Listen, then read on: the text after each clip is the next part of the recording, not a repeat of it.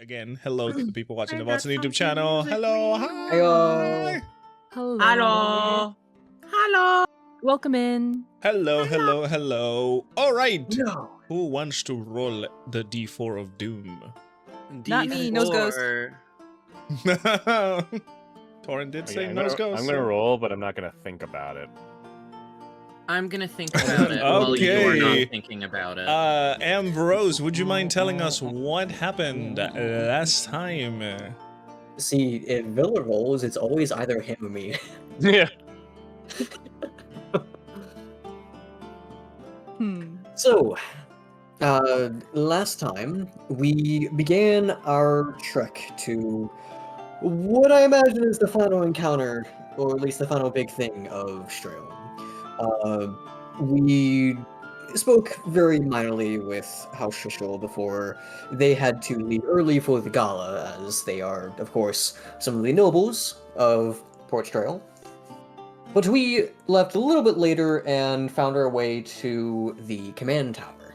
And for anyone that is not knowledgeable yet, the command tower is basically this large place full of machinery and not so lovely people that acts as the place for the saints to do all of their evil things and also have their meetings at the top and then talk down to people because they're bitches. Anyway, we arrived there and were immediately found by Sylvan Thrail and his shadow druids. And we spoke with him for a few moments, and it was pretty obvious that both sides were pretty tense, but Sylvan Thrail was not really given permission to actually attack the party unless we attacked him first. And we opted to not attack him, and we went directly into the command tower, which was basically immediately evacuated upon our walking in. And being that there was only one way to go, which was an elevator that opened up, we went in. And we didn't really do much on the way up, just kind of stood there in silence, bar Rexmoa, who drank a potion of invisibility to hopefully get the one-up on the Saints. But as we got to the top and walked into one of the highest floors, specifically the floor where the Saints give their announcements from, we were met with them and the counselor. And after a little bit of questions and mainly back and forth, and I would say notably Ambrose insulting the Saints a couple of times, Kipper asking a couple of questions, and Taurin as well, Rexmoa managed to get behind them, not being seen, and very quickly combat started, as, I mean, it kind of goes without saying. It's not like the Saints or the party was going to walk away from this and not get into a fight with the other. However, the Saints were pretty mean. They were rude, and they are bad people. So Ambrose fucking annihilated Rupert. Rupert's dead. And then after Rupert's death, Seraphina activated this machine that was on the same floor that was near where we on the other side of where we were fighting. And activating it caused this large machinery that was kind of built into the back of this room that spanned a lower floor and the floors above.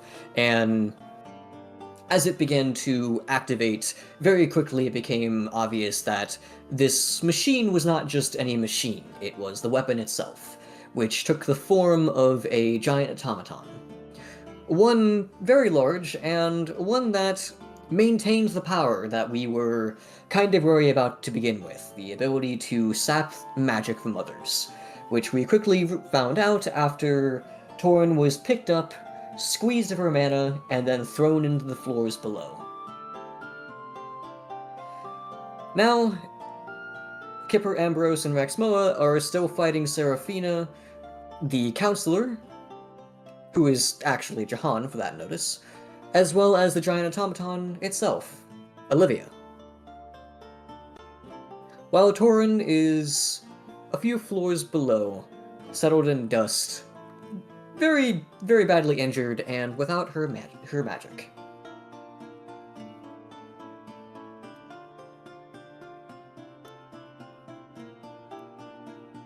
That's pretty much what just happened. Indeed, indeed, indeed.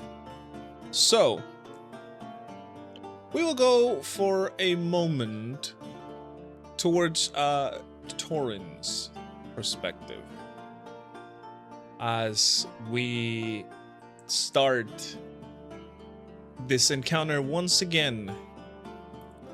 So, Taurin, you got grabbed, your magical energy sapped out of you, and then with a slam down onto the ground, you fell what seems to be a couple of floors down. Not to mention, the floor where the fight is happening is also kind of busted. The big automaton is making quite a mess of the whole tower itself. So Taurin, as you come to be, you feel the grip of the giant mechanical hand leave you and start pulling its arm back out as dust and rubble is settling all around you in this other floor that you can't really see. I'm gonna put a little bit of a visual thing over here. It's not exactly this, but I don't have a room that, like, you know, looks like it. So we'll say that, you know, we're gonna have to use a little bit of theater of the mind for this one. But Taurin, as you gather your strength, you are not looking quite good as you've been tossed down. The dust settles and you see that the floor that you're on, there's a lot of broken down robots and parts all over the place. Clearly like some sort of workshop area. However, due to the fight that is going on up above, the place is torn apart, as I mentioned. You see rubble all over the place, parts of the ceiling have fallen down. The floor itself is in like complete disarray. And as you stand back up, what are your thoughts? What do you do?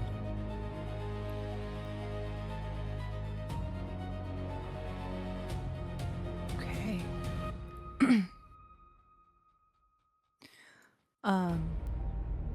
So Taurin would be like rolling over to one side to support her weight to get up to her knees, but would feel pretty weak. Not like any weakness she felt before after being beaten in a fight. Taurin will put her palms to her face and try and hold back some tears. And she would say, "Why can't I?" She trails off into some silence. She'll close her eyes a little tighter and reach deeper for the familiar feeling of magic. It was usually just kind of waiting there, just beyond thought, that wild embrace. But nothing answers back. Yeah, even as you try and conjure your magic to heal yourself, there is nothing coming back. You feel like, as I said, your connection with this magic, druidic magic that you had, is completely gone. However, this period of reflection doesn't last too long, because you hear the shaking and the tossing and turning that is happening up above you, where the giant machine is. Which, by the way, on your side, you cannot really see due to the wall, but you can obviously see from the hole in the floor. how the machine is moving and doing stuff. To the point where the building shakes when the giant machine does something. And you see that the floor up above you is also starting to crack and collapse. And after another, like, what you can feel was a big hit, the whole tower shaking, a large chunk of the ceiling and the floor that you're on falls down and breaks through onto another lower floor, where you can see a very bright blue glow coming from this further, like, lower floor. It is still, like, on the center of this place where you're in, and as I mentioned, the whole place is full of rubble. It's all, like, destroyed, and you can see that obviously because of the fighting, this floor itself is not going to survive for too much longer. What are you going to do?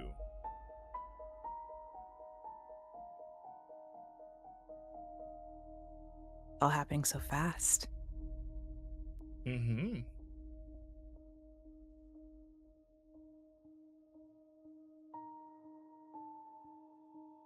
Taurin would be feeling kind of panicked. She can't summon any magic. She can't do much.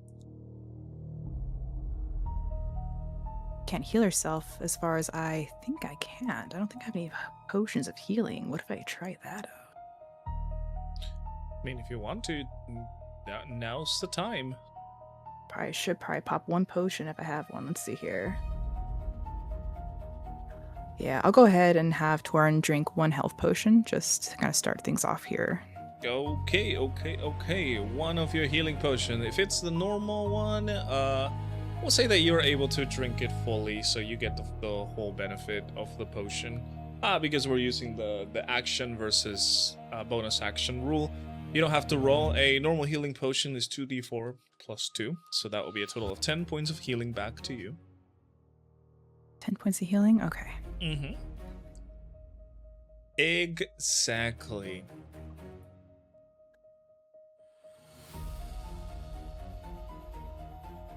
And, as I said, up above you, things are, like I said, it looks like chaos.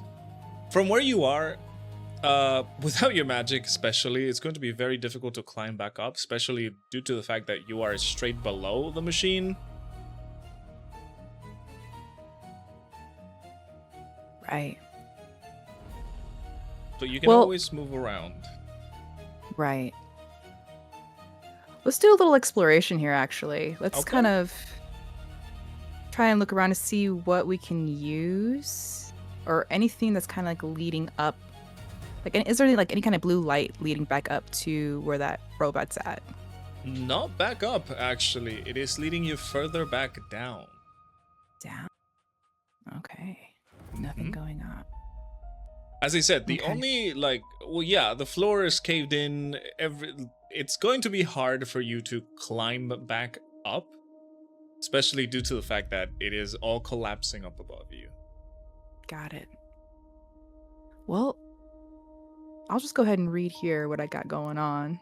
Okay, yeah, sure. And we'll kind of just go off. Okay. Kind of what's going on with this.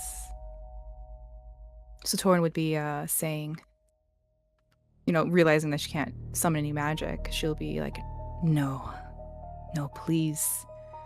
And as her panic starts to like get worse in her chest, she'll try and cast another simple spell that would normally cause like some little flowers to bloom.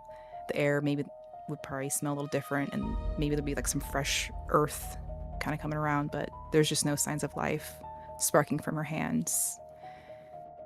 And she'll say, I really can't hear the forest anymore. And Taurin looks up in disbelief, her eyes hitting the ceiling. She feels caged and limited at this point. And that's when she'll also say, I can't even feel the weave. Like she can't sense anything like she did before. And that failure of not being able to cast magic just digs deeper into her stomach. And just dread and fear is just eating away at her at this moment. She's not sure what to do. And she'll just let out a really heavy sigh and she'll go, It's really gone, she says, barely above a whisper. So she'll kind of hug herself real quick because she feels like she's about to like, break into a bunch of small pieces if she didn't do this little motion. Just, kind of like, hopefully it'll be okay. But she'll say, I'm just... And she'll hesitate before she finishes that sentence. And in her mind, she'll be thinking, I'm just a what? A woman? Just flesh and bone? Just some other adventurer who can bleed? And she'll just laugh out loud, and she just feels really broken right now. Because that robot didn't just crush, her body from the outside. It really crushed her spirit.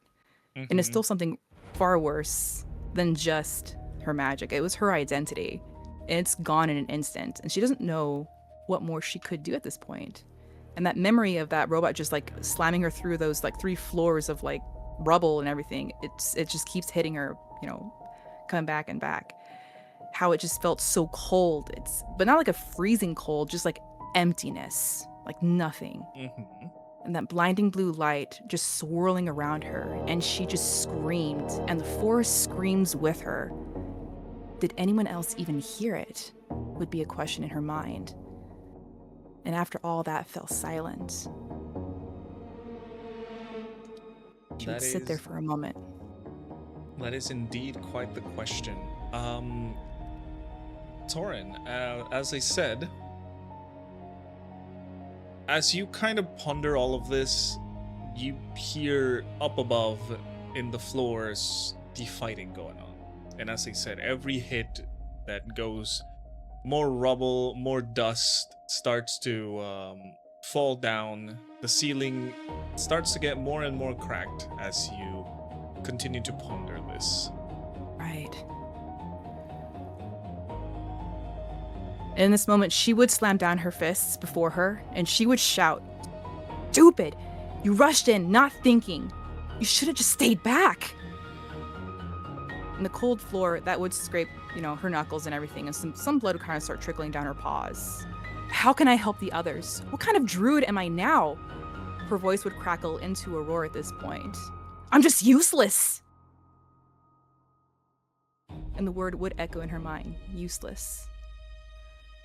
And that rumbling and that dust just shaking from the ceiling above her as the battle is going on. She's just trying to grasp, it's an important moment. There's a lot going on right now. Mm-hmm. And she's just gonna think out loud. She will say this. So long as I breathe, I will not give up. I can't give up. And her gaze would drift back, to the nearby wall, looking around, and she would see her bow leaning against the rubble.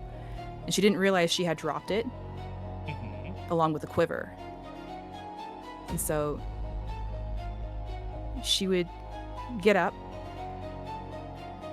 wincing from the pain as she's getting up, of course. It's still a little painful. I still know how to shoot, she'll say. And she walks over to the arrow and the quiver, and she'll go and pick it up. And the leather just felt unfamiliar at first, and the bow would feel a lot heavier than it did before when she used it. Because she never had to use it. She never needed it before. She always had her magic to rely on to get the work done. It was always easier. It was always safe just to cast the magic. Mm-hmm. So she would sling the bow over her shoulder, and her hands would begin to shake with not fear anymore. It'd be more of a fury, like rage is building up inside of her. And she would say, that robot might have taken my magic, but it didn't steal every lesson I learned. And her chest would swell with newfound courage at this point, as she starts to equip the bow and the quiver. Very nice, very nice. Okay. Yeah, and what do you do? And that she would also remember her promise of protecting her loved ones. And would say, I'm not done. And she continues to get prepared. If I can't fight them as a druid, I'll have to fight them as me. And she'll start taking a couple steps forward towards like the robots that are here, like this debris, trying to, kind of get a better look, look at the surroundings as well. As I but said, then she would.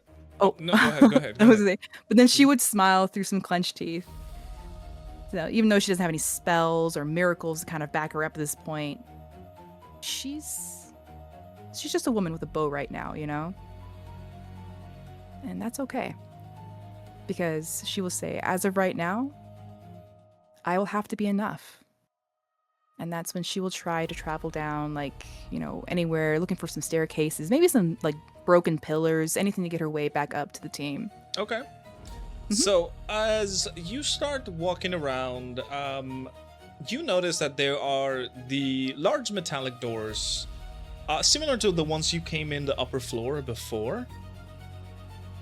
However, as you approach, it seems like they're not responding, because even if you try to push them or pull them or any sort of way, they just don't react whatsoever. Nothing. No. It seems that the fight is either this is, well, I can tell you this is probably a lockdown thing, or the fight has damaged the elevator in some way. Okay. However, as you keep exploring, hits coming from above, more rubble, pieces of the ceiling falling down, more dust making you cough, as it, blurs your vision a little bit. The only thing that you see forward, really, is to continue going down. There is a room further down, as I said, that has a very bright blue glow. Very, very bright. Okay.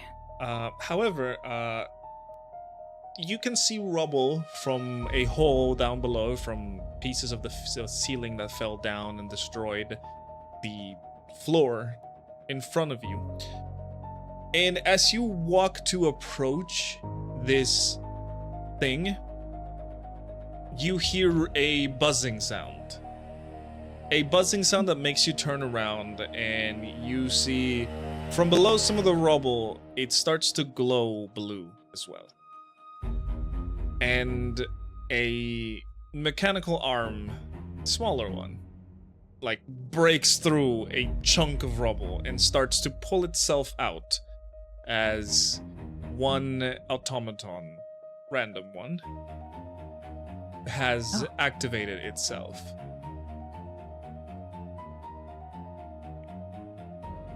At first, Taurin would be kind of hesitant to approach it. I'm not sure if it's friend or foe, of course, and maybe at this point she would get past that fear and she actually would, approach it. Is it still trying to get out of the rubble, or is it still halfway stuck in the rubble? No, it is getting out very fast. Oh, very fast. Okay, Taurin, so then we're gonna it is aggressively doing so. Okay, I thought I needed help. Never mind. Okay, so then we're gonna kind of duck and hide. Well, there's not a lot of places to hide in this place. Well, as I said, yeah, you can see some tables, some equipment and stuff. But yeah, if you want to try and hide, I want you to give me a stealth check. Okay, let's try some stealth here. We're stealthy.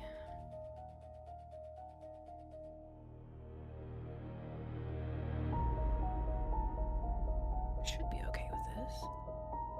Okay. Huh. Let me roll something real quick. Okay. Does it see me? Interesting. Okay. So, Taurin, you run over behind one of the counters or the tables of equipment to try and hide. Because this thing just completely climbs off from the rubble. And it watches you, but then it just some rubble falls on top of it and just gets distracted. and you crawl down to hide. This robot starts to walk around the room, staring and kind of searching. It knows you're there. And Taurin, you can kind of guide where the robot is going from the glow of its own power source. As you, as it's starting to turn the it's starting to turn around the table, you start to move to the other side, so you continue with your stealth. Right. However, as you move around, your fingers glide over some rubble that was on top, and it falls, making a sound. Oh. The robot immediately turns its head and just leaps over the table. It will start to chase you down. It will. Oh. It's coming. All right. Well, we're going to stand and fight. We're going to take that bow out and, probably notch an arrow there. All right. Shoot. I want you to give me an attack roll with your bow, please. Attack. I just gotta click on the elven bow, right? Yep, exactly. All right, that luckily for you does hit. Oh. Right. Roll for damage, please. You can click on the elven bow chat message. Okay, perfect.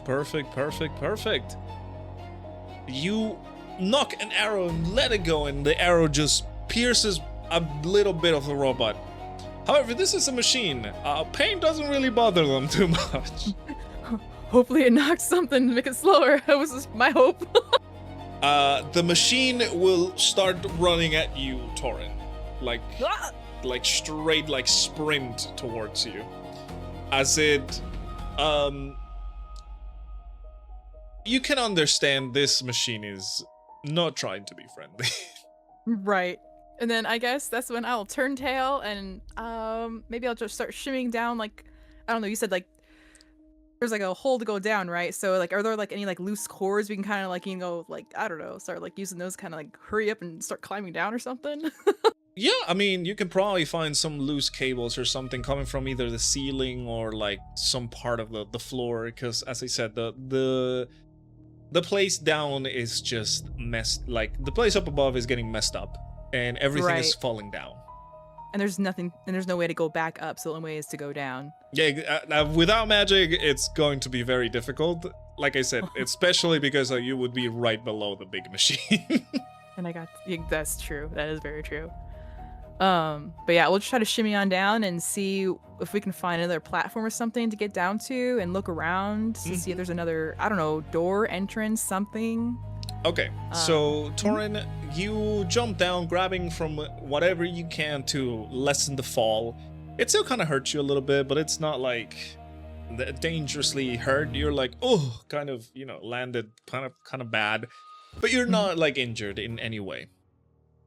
As you enter this new room, however, you see that the room is very brightly lit with the characteristic blue glow of stratagem. This room itself is kind of, we'll call it circular. No, not necessarily. Yeah, fuck it. We'll call it circular. It is a circular room that has one long hallway all the way at the end, followed by some doors. Not the same mechanical doors you came in. Actually, the mechanical doors where you would have come in the top floor are to one of the sides. And what you are able to see, most notably, in this large circular room that you fell down into, besides the rubble that is coming down from the upper floors, are the large tanks of stratagem that are posted along the walls until we go into this long hallway. But most notably, out of all of those things, is that inside of them, there is somebody. Each one of them, yes. Sorry. Exactly. Each one of them has a small person inside. And with a quick glance, you can see that in one of those, there is also a smaller tabaxi inside of them. Oh. Submerged in this full, like, this is like a very large vat of what seems to be stratagem. It's all hooked Oh up my to goodness. machinery, cables, and stuff like that. Okay.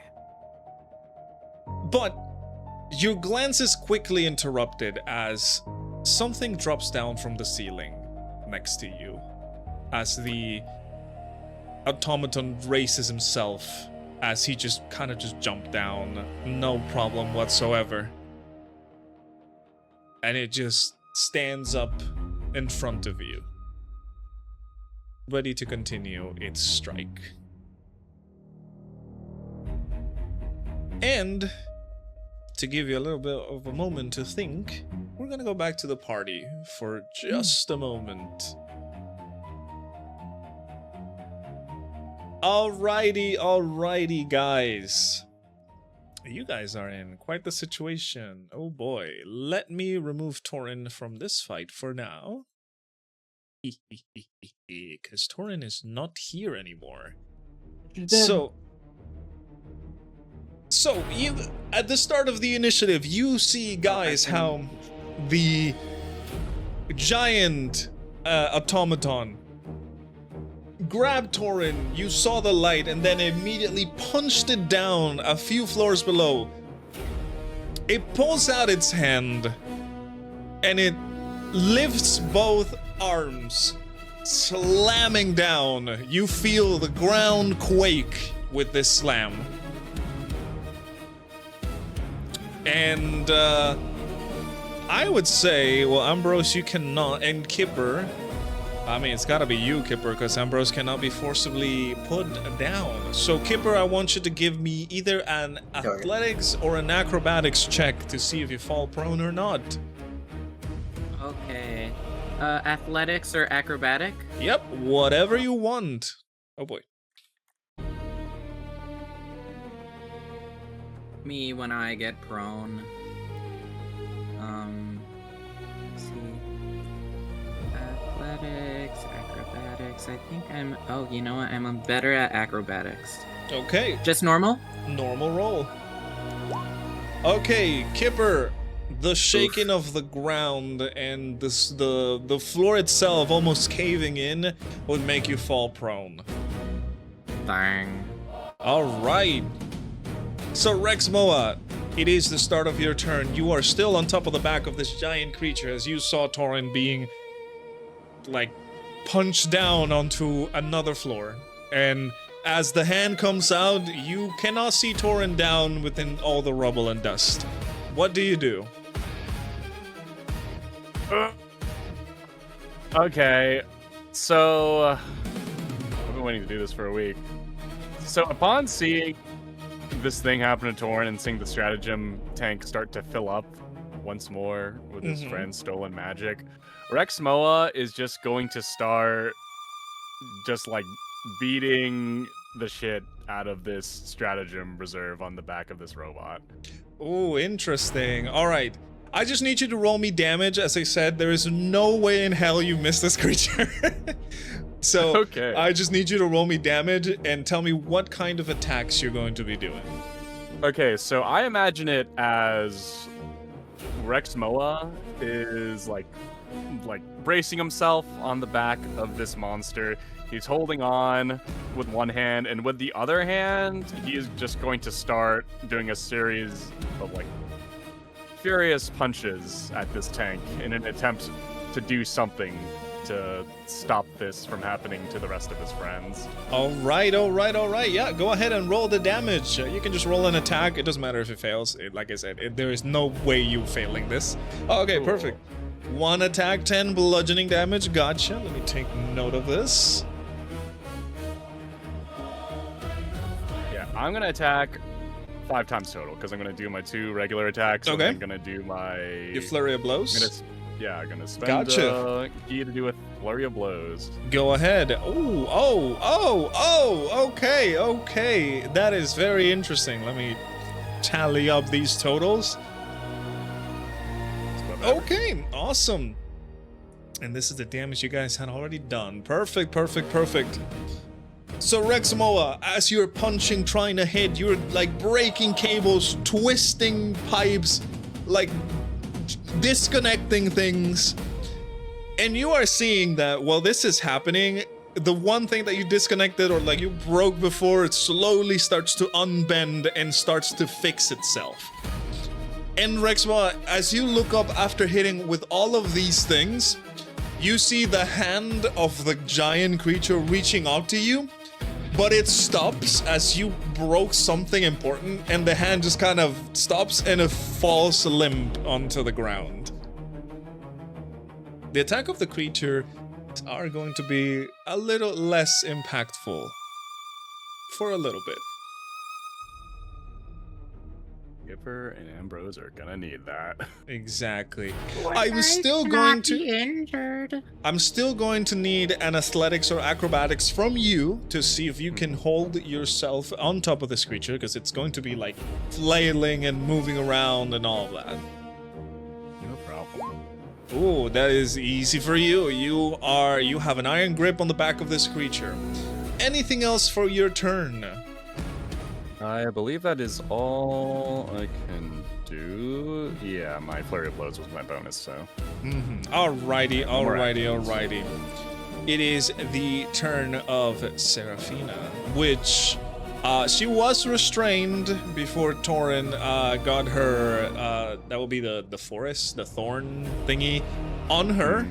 But unfortunately, I don't think Taurin can use any of that anymore. It shrivels away. I think there was also concentration, so probably Yeah, wasn't really- probably. I mean, not just because of that, but yes. Yeah. So, in the turn of Seraphina, she is going to... let's see. She's gonna do the teleport thingy. And Kipper, oh, you are prone, so you take with advantage. Miss all of them. That is... I think she actually missed. That is a 17 to hit. Oh my god. I think she She actually misses. missed. All right, Oh, that's thank- fine. Hey, thank that's goodness. fine. That's fine. That's the teleport attack as you see her like fade into nothingness and just kind of lunge at you with the daggers ready to stab. Second attack. I like to Does- imagine, because I'm prone, I just kind of clumsily go, ooh, fall out of the way before she even gets to hit me. Yeah. Second attack with advantage is a 22 to hit. That one will hit you. That does hit me. And you will take... That will be a total of 7 points of piercing damage. And the third attack... Oh, that one probably doesn't hit you. 18? That does not hit me. Unfortunate. Whoa, okay. That is all she can do for now. Ooh. It is the turn of the counselor, who was the counselor, and it is going to fly around over here and is going to shoot with his newly reloaded weapon. I don't think I have forgotten. Rexmoa, that is a 22 to hit. Yes, that hits, but I can do my little deflect attacks thing. So let's Yes, see sir, yes, sir. Who Let me- ends up winning? Oh, Let me open up the sheet to see what it do. How many damage was it? Okay, it was this guy. All right. Okay, if you're gonna do deflect attack, roll your attack. That will be 8 plus. Dexterity modifier. 8 plus, that will be a 13 in total. Plus And my monk monk level. Oh, 13, 23. 23. Good for you. The first one completely avoided. It dealt less than 23. Since it's a range attack, he can throw it back at him. If you use a key point, you can throw it back. I may as well. This is the rule of cool. I gotta throw it back. Yeah, This is my go last ahead. one. So Oh boy. Throw it Oh back. boy, oh boy. He's throwing it back. He's throwing it So back. do I? How does this work? Do I roll, or is it just the damage? You do a range attack, which is a dexterity attack, pretty much. Okay. They have to roll a dexterity saving throw. Oh wait, really? It wasn't in a. It says at No, the bottom of that. the creature must assume a dexterity saving throw. All right, what is your DC for dexterity? My DC is that just my monk? DC? Yeah, your Like monk my normal DC. one? All right, it was that like would 14? be 13. 13, okay. Ooh, he will take the attack. Oh boy. Take damage equal to two Two rolls rolls of your of your martial martial arts arts. die. So Good. 2d8 plus 5. Yes, sir. All right, first one. That's okay. That So would that's be 10 total. Yeah, 10 total. Perfect. You, Rexmoa, you see him aiming at you and shooting. Your like keen eye manages to make you turn around and grab the projectile before it kind of swirls past you, and with the same strength you toss it back and it hits him. Oh, that's interesting. Alrighty. Let's see its other attack. Whoops, I almost dropped that die to the ground. Alright, that will be oh my lord, that is a 25 to hit you, Ambrose. Nom. It does hit? Yep. Alright, and you will take a total of 15 points of piercing damage. I am resisting damage currently. Yes, sir. So you only take 7 points of piercing damage then. There we go.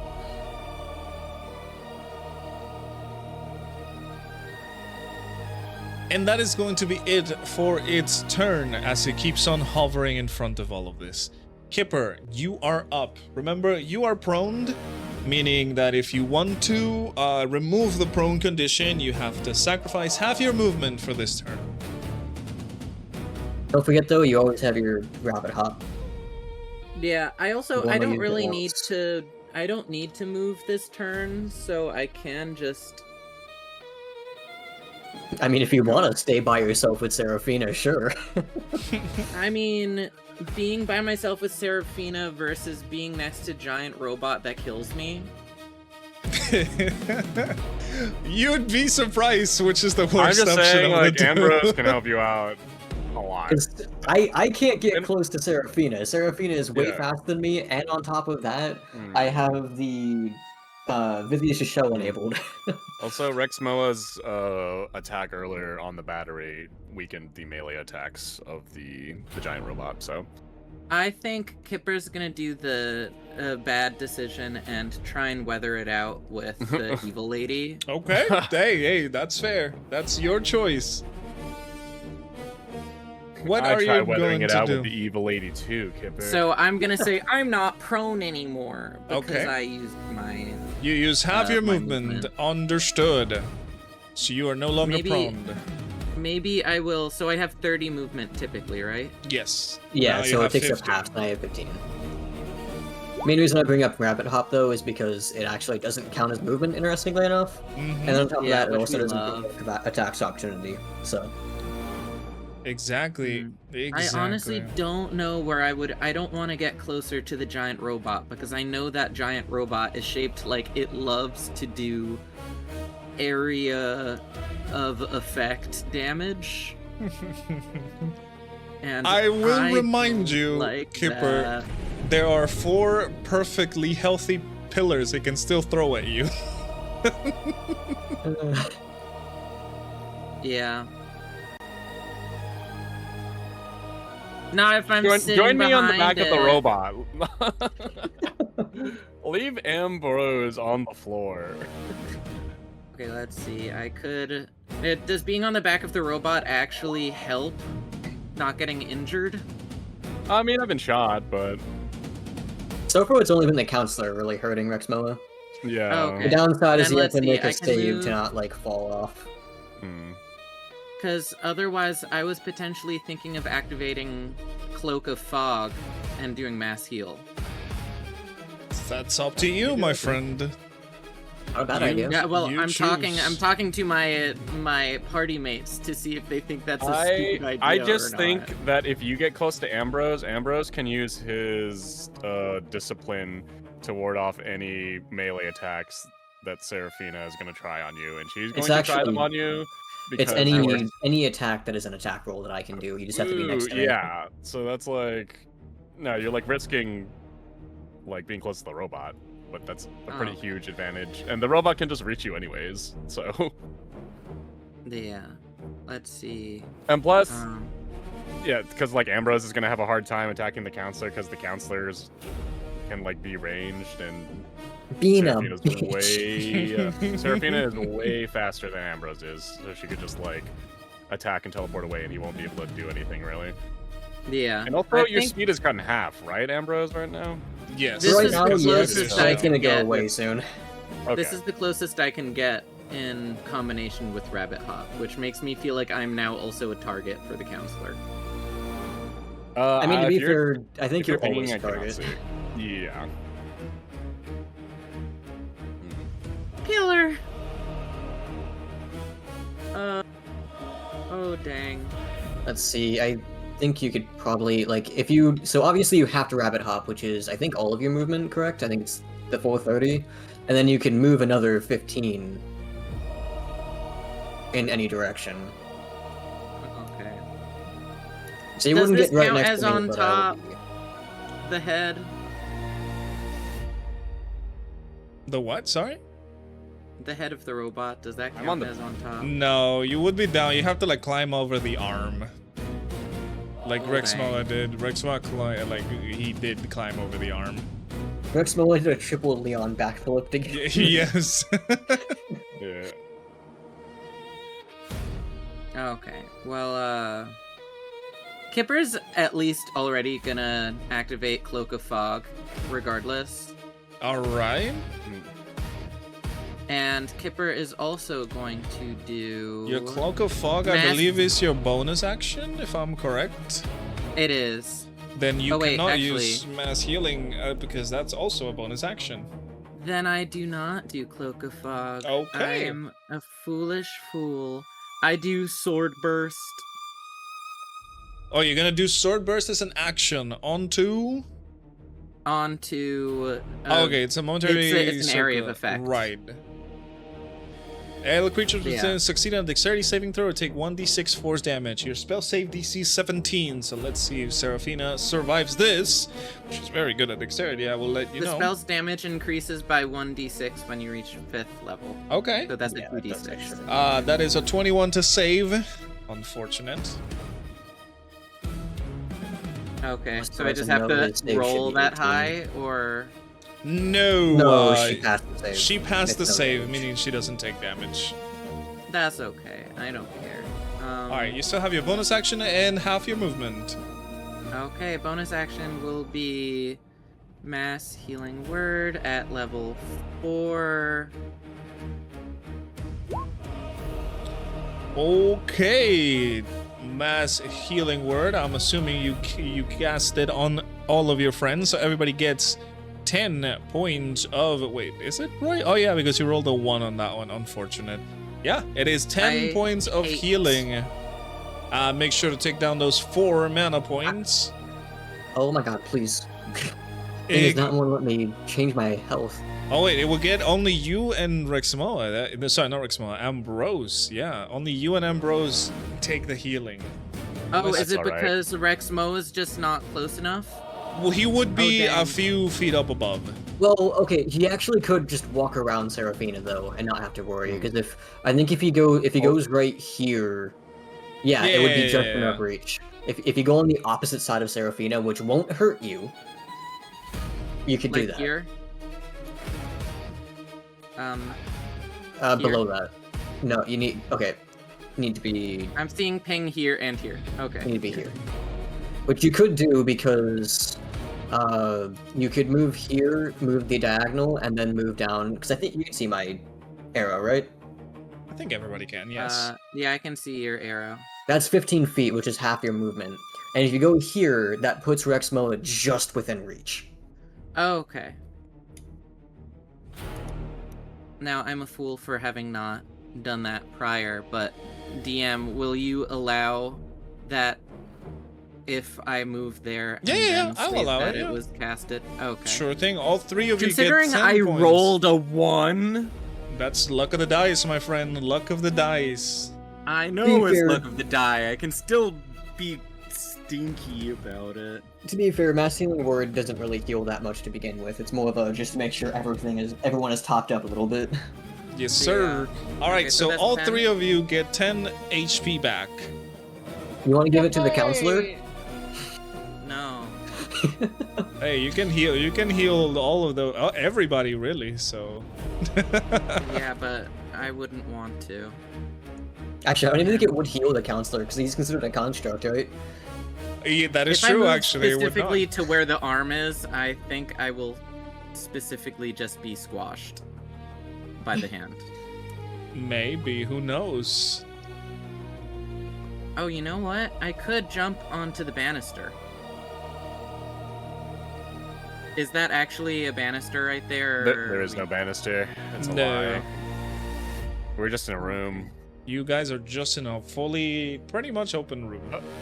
A room with a tilted floor. Yes, the floor Okay. is Those darn tilted. contractors did a terrible job. Just in case, I'm gonna be stupid and I'm gonna move here. I'm just a little afraid if everybody gets hit by an area. You're going to Effect. take an attack of opportunity from. You wouldn't- Wait, no, you couldn't wouldn't even have move. movement. Yeah. You don't have movement. You don't have movement, Kipper. Remember, your movement was halved, and you already turned around. Oh, I supposed was to- thinking like rabbit cop. Okay, I go back here. Yeah, you already used healing word, so you use your bonus action. So You are correct. I am a fool. there ain't no way to move. I end my turn. Alrighty, Ambrose. Actually, no, yeah, you know what? No, that would be at the start of the initiative. Ambrose, it is your turn. He's got shot in the back by a big spike. I can't think about that. I am going to move my movement back up here. That way I don't start falling into a fucking hole. Correct. It's a good idea. Unfortunately, I'm still 5 feet closer to that hole because I can't do anything about that because I moved 20 feet instead of 15. you can always dash. Nah, fuck that. I'm gonna... Since I can't really do anything about the annoyances in the room, I'm just gonna attack Olivia. Okay, yeah. I mean, as I say, you really won't miss. So, go ham. My only choice is to attack Olivia, so... Go ahead. That does. I that does rolled badly on that, so hold on, I'm gonna reroll both of those. Okay. Oh my Okay, so that's God. +1, +3, so that is actually 27 damage. 27 damage. Gotcha.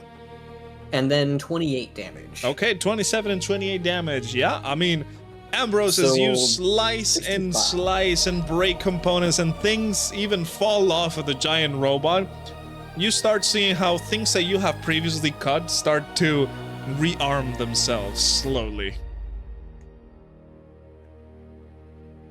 And then, as a bonus action, I'm gonna activate my another blade word. Go ahead.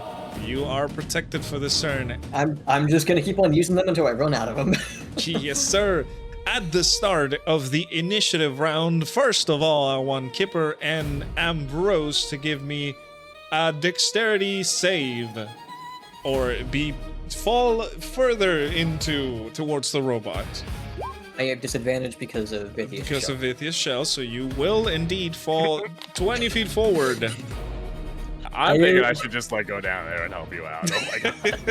to be fair, next turn I'm not gonna have Vithia's shell anymore. There's no way. If I get hit by anything, it's gone. Dexterity saving throw? Mhm. So, 20 feet. Kipper, you are fine. Right? You managed to grab yourself up from the pillar, and you do not slip. Loki, it would have been better if you fell. Yeah, actually, it technically would have been because Yeah. forced movement doesn't provoke attacks. Correct. The force movement does not provoke But attacks of Seraphina opportunity. I has to can't help too. that I'm great at stuff. Hey, So- that happens. Hey, Yeah. maybe Seraphina will fail and she just slams into the pillar until it's sliding downward. Well, Yeah, see, take she is sliding very damage. good at dexterity. So she just kind of, like, as everybody else is starting to, like, slip and fall, she just kind of leans very, like, very, like, in a very cocky way against the pillar as everybody's just, like, falling.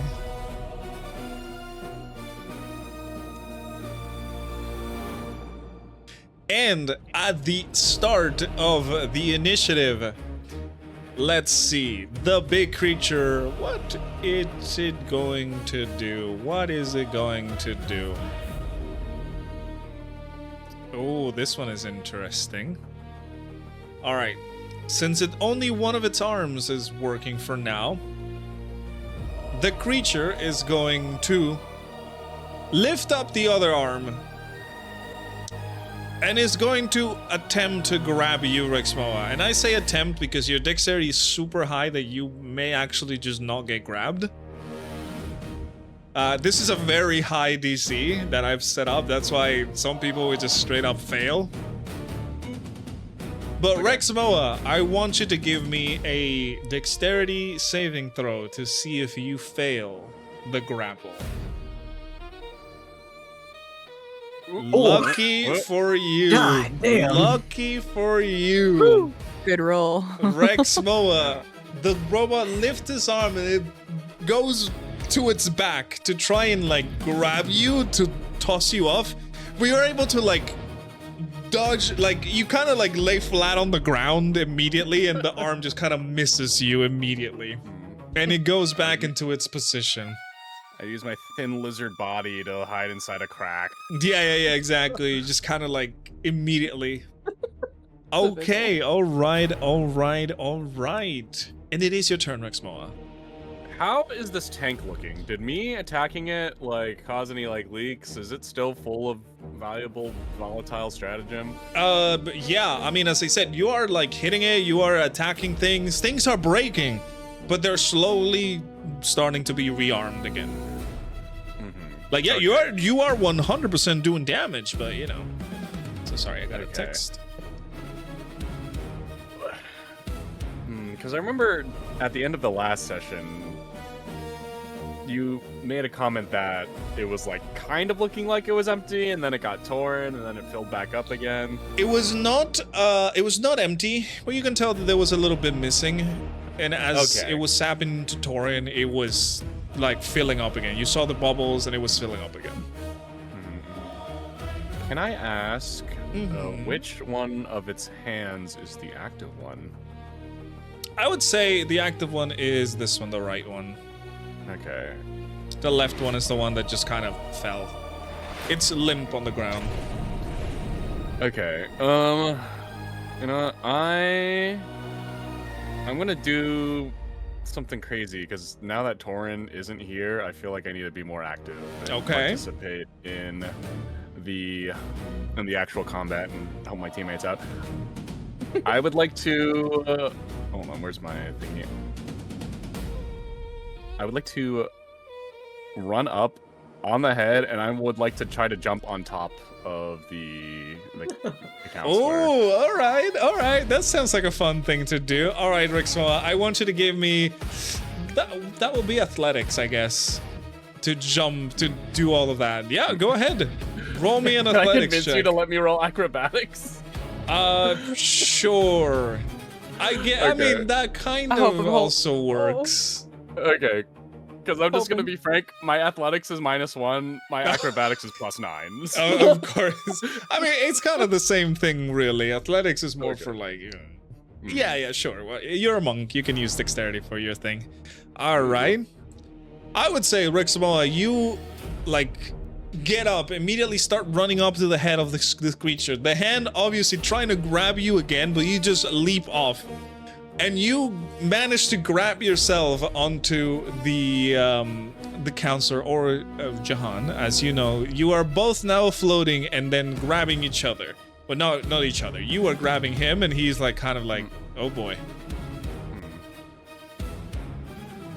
Okay, and so, like at a glance, can I figure out how this jetpack feature works?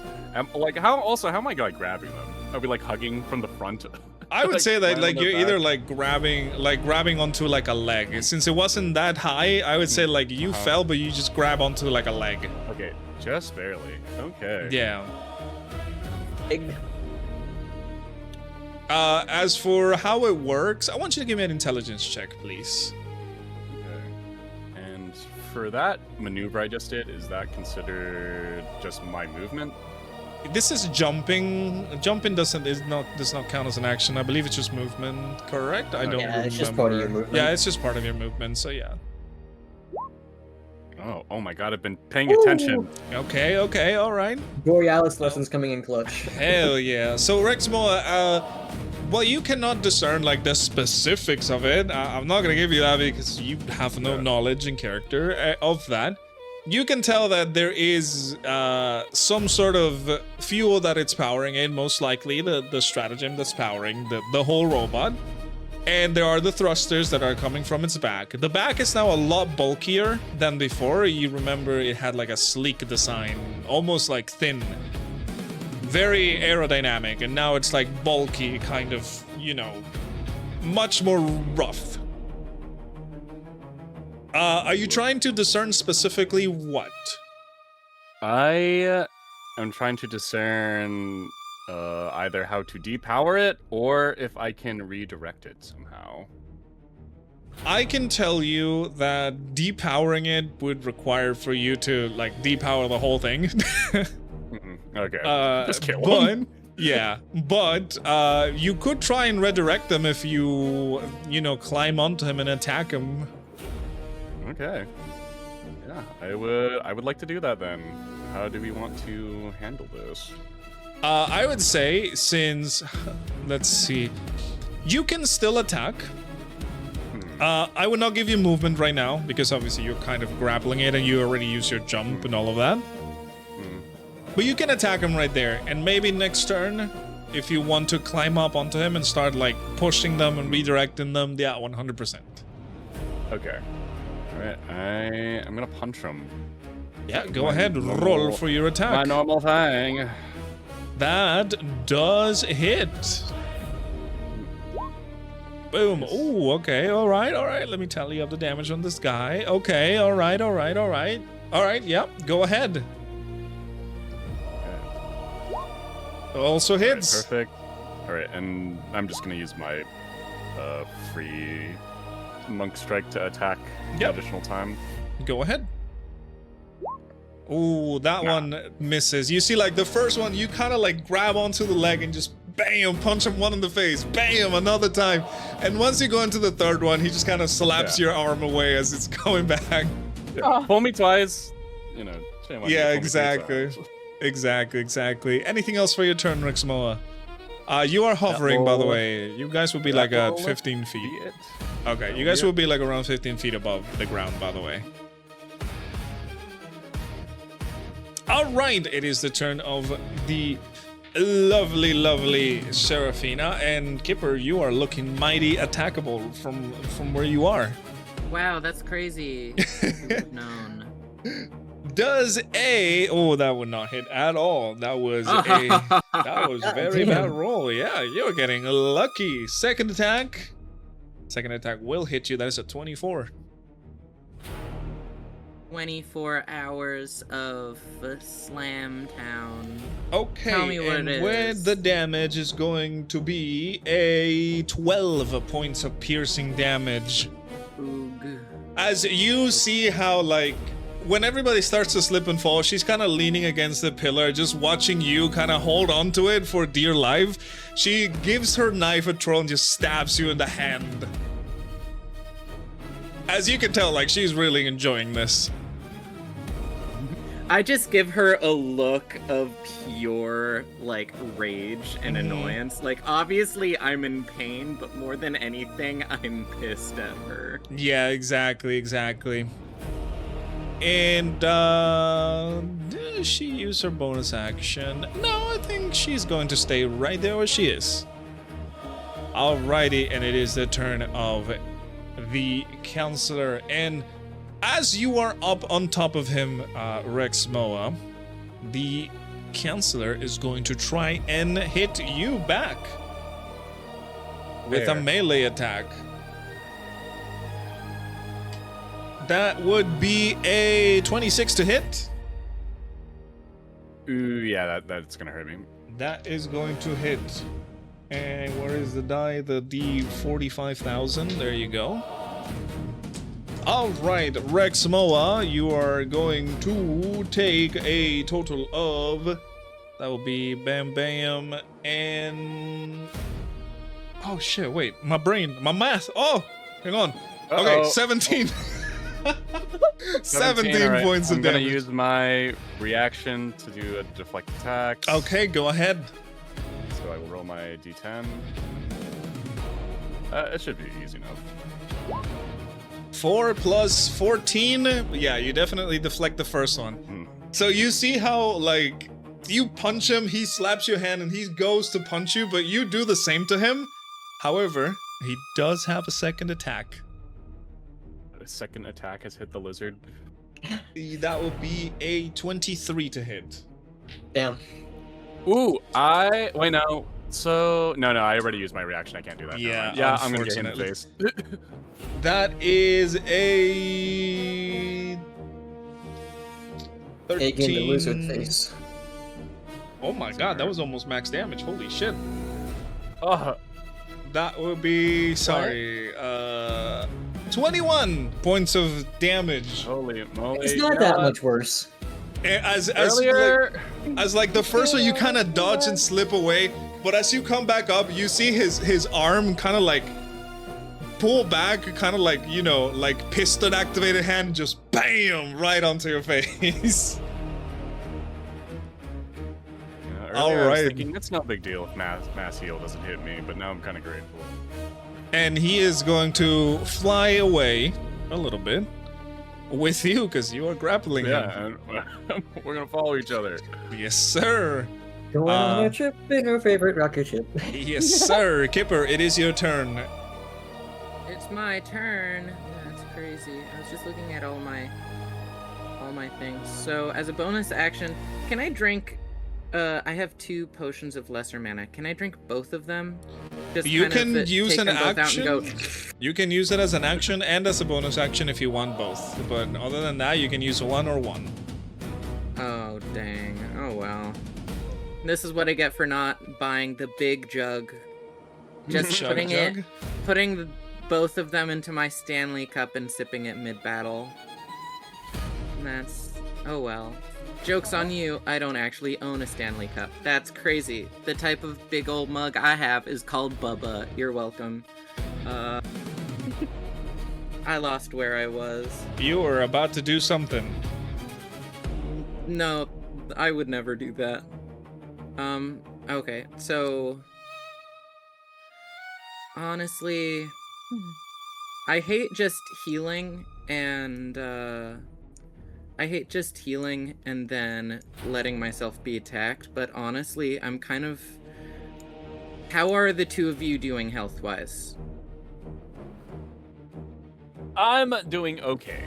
I will, unless something absolutely crazy happens, I'm going to survive the round. So. Okay. Unironically, this is actually the best I've been doing this entire combat, except turn 1. Okay, so any healing that happens, I'm probably gonna give to myself. I mean, well, you let me know. What are you doing? Yeah. It is your turn. In fact, I'd I'm wager going I to let probably you know. have. I wager I probably have double your health right now, honestly. You have, yeah. No, that's very accurate.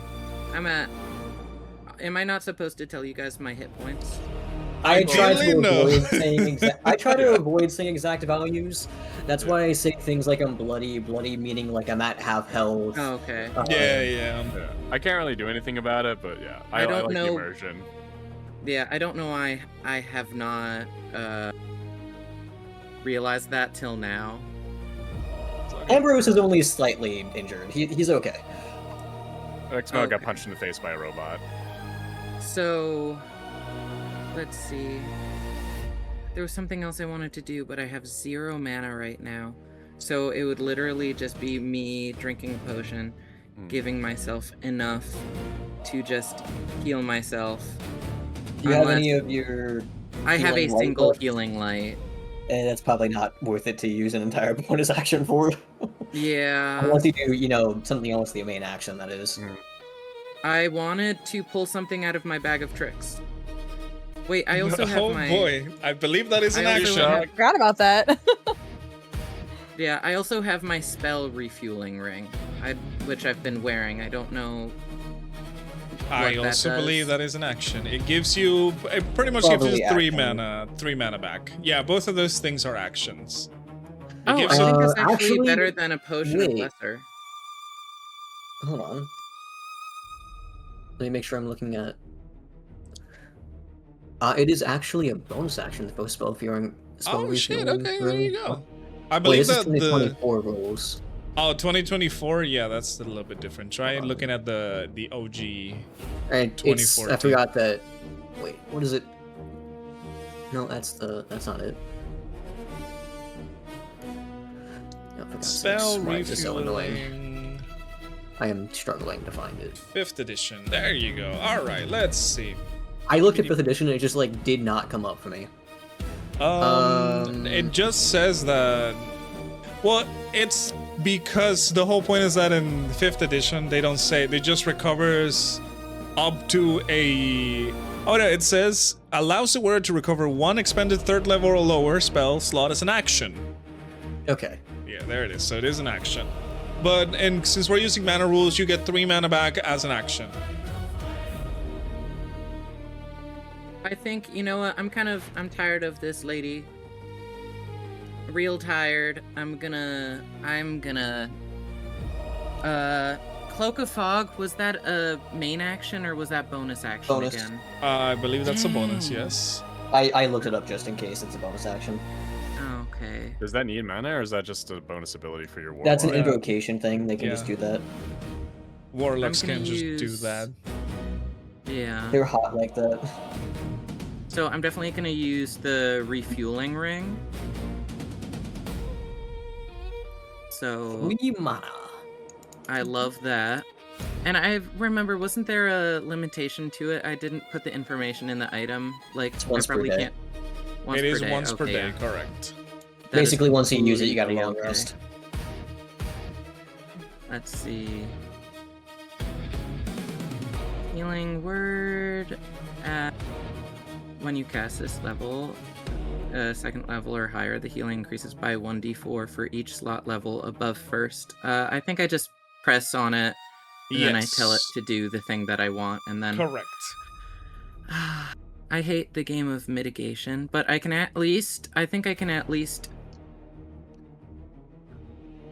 think I only have 1 rabbit hop, isn't that correct?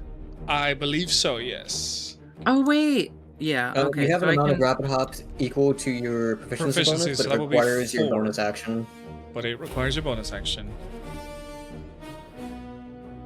Oh, I never increased the amount of rabbit hops I have then. Yeah, it's equal to your proficiency, which is 4 currently, so... Well, I'm I just ha- gonna I have use an ability healing just word like it. at- I'm gonna use healing word at level 2 then. Healing, alright, click on it. Please. Alright, No healing Are word. you actually... Oh my lord, double 1s? That's crazy. Well, if you do that, you can't use cloak. They're both bonus not actions. doing cloak? Oh, okay. I decided against it, but obviously... Alright, Like, so you are healing yourself, correct? Yeah. Alright, 7 points of healing back to you, Mr. Kipper.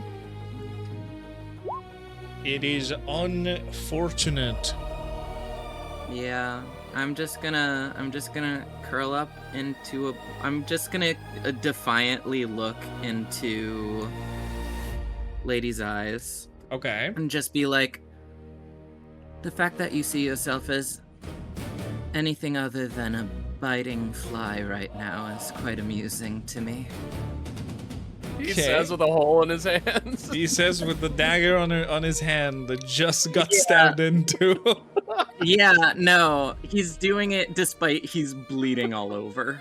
I'm gonna go up to He's the just ball, but I'm gonna spiteful. insult you first. Anything for Well, your he's action. I'm not I actually know. curling up into a ball. No, it's just funny. Oh my lord! Anything for your Give it action to or him. movement? From me. What? Anything for your action or movement? Well, His action was spell refueling. Oh, right. Actually, okay. So you still have movement, or is that it for your turn? You still got 30 foot. oh dang, I used healing word and that's also a bonus action. I'm so sorry. Correct. So I used spell refueling and healing And- word. okay. Do I have to? No, that's I have to no, delete of one of an those? action. No. Spell refueling is an action.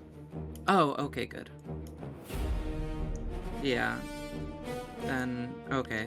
Then yeah, if I move, I take an attack of opportunity, so I don't see a point in it. Okay. So I'll just leave it at looking at her defiantly, calling her a biting fly. Okay.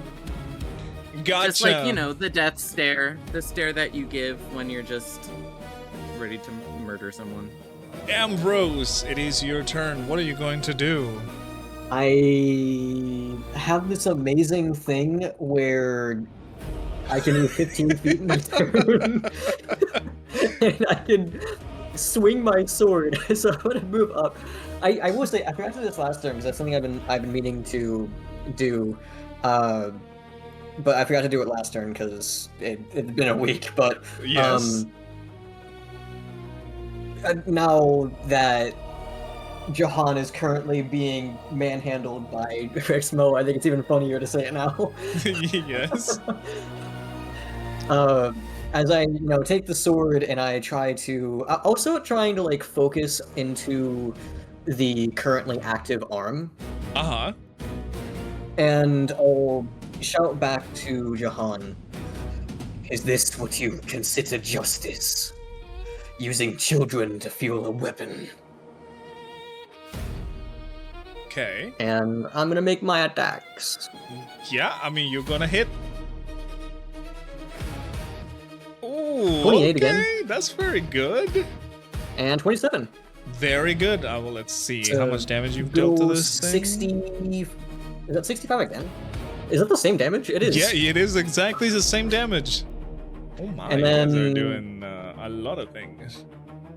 Yeah, I'll activate another blade ward. How many blade words do you have? Jesus. I have one more. Okay, that's fair.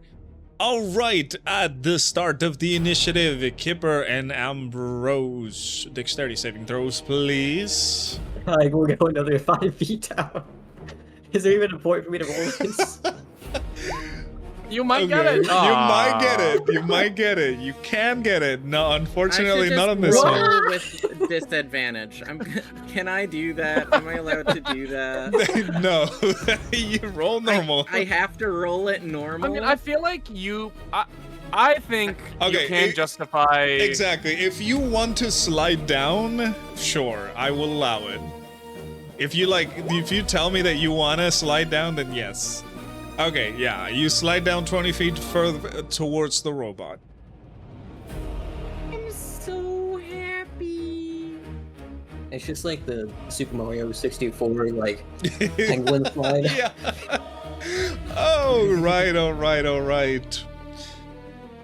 And it is the turn of the big machine, which you see the machine, one of the arms is limp, and slowly, very slowly, the blue power starts to come over to the arm, and it starts to, like twitch and starts to move around. The arm will be active in the next turn. And in this turn, however, it is going to do a sweep across the stage with the right arm, the active arm. So, I want both of you to give me, well, I mean, honestly, this one will kind of hit you both. You don't even have a chance to escape this. Let me roll for it. Anyways. Let me roll for it. So Ambrose, you will not move. However, you, Kipper, I want you to give me a strength saving throw, please. Oh, that would 100%. That would That's a 100%. strong little bunny. Flex Hear them, me bunny. out, since it is technically stopping on me, can it minimize the impact on Kipper? That's what I was about to say. It will minimize the impact, but yeah, you still get tossed to Kipper, so.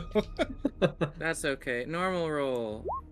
Yes, sir. Oh my god, okay. I'm a bunny. Kipper, I'm you just a will bunny. take Oh my goodness, you will take 22 points of bludgeoning damage, and you will be tossed 20 feet towards the left, it will say, because obviously... Oh, that's actually beneficial. Boom! have Beneficial, to- it says. I have to look at something, I'm literally getting all the bad cards, so as long as I get something enjoyable, so it was 20 feet. Yep, and you are also prone because you failed the save.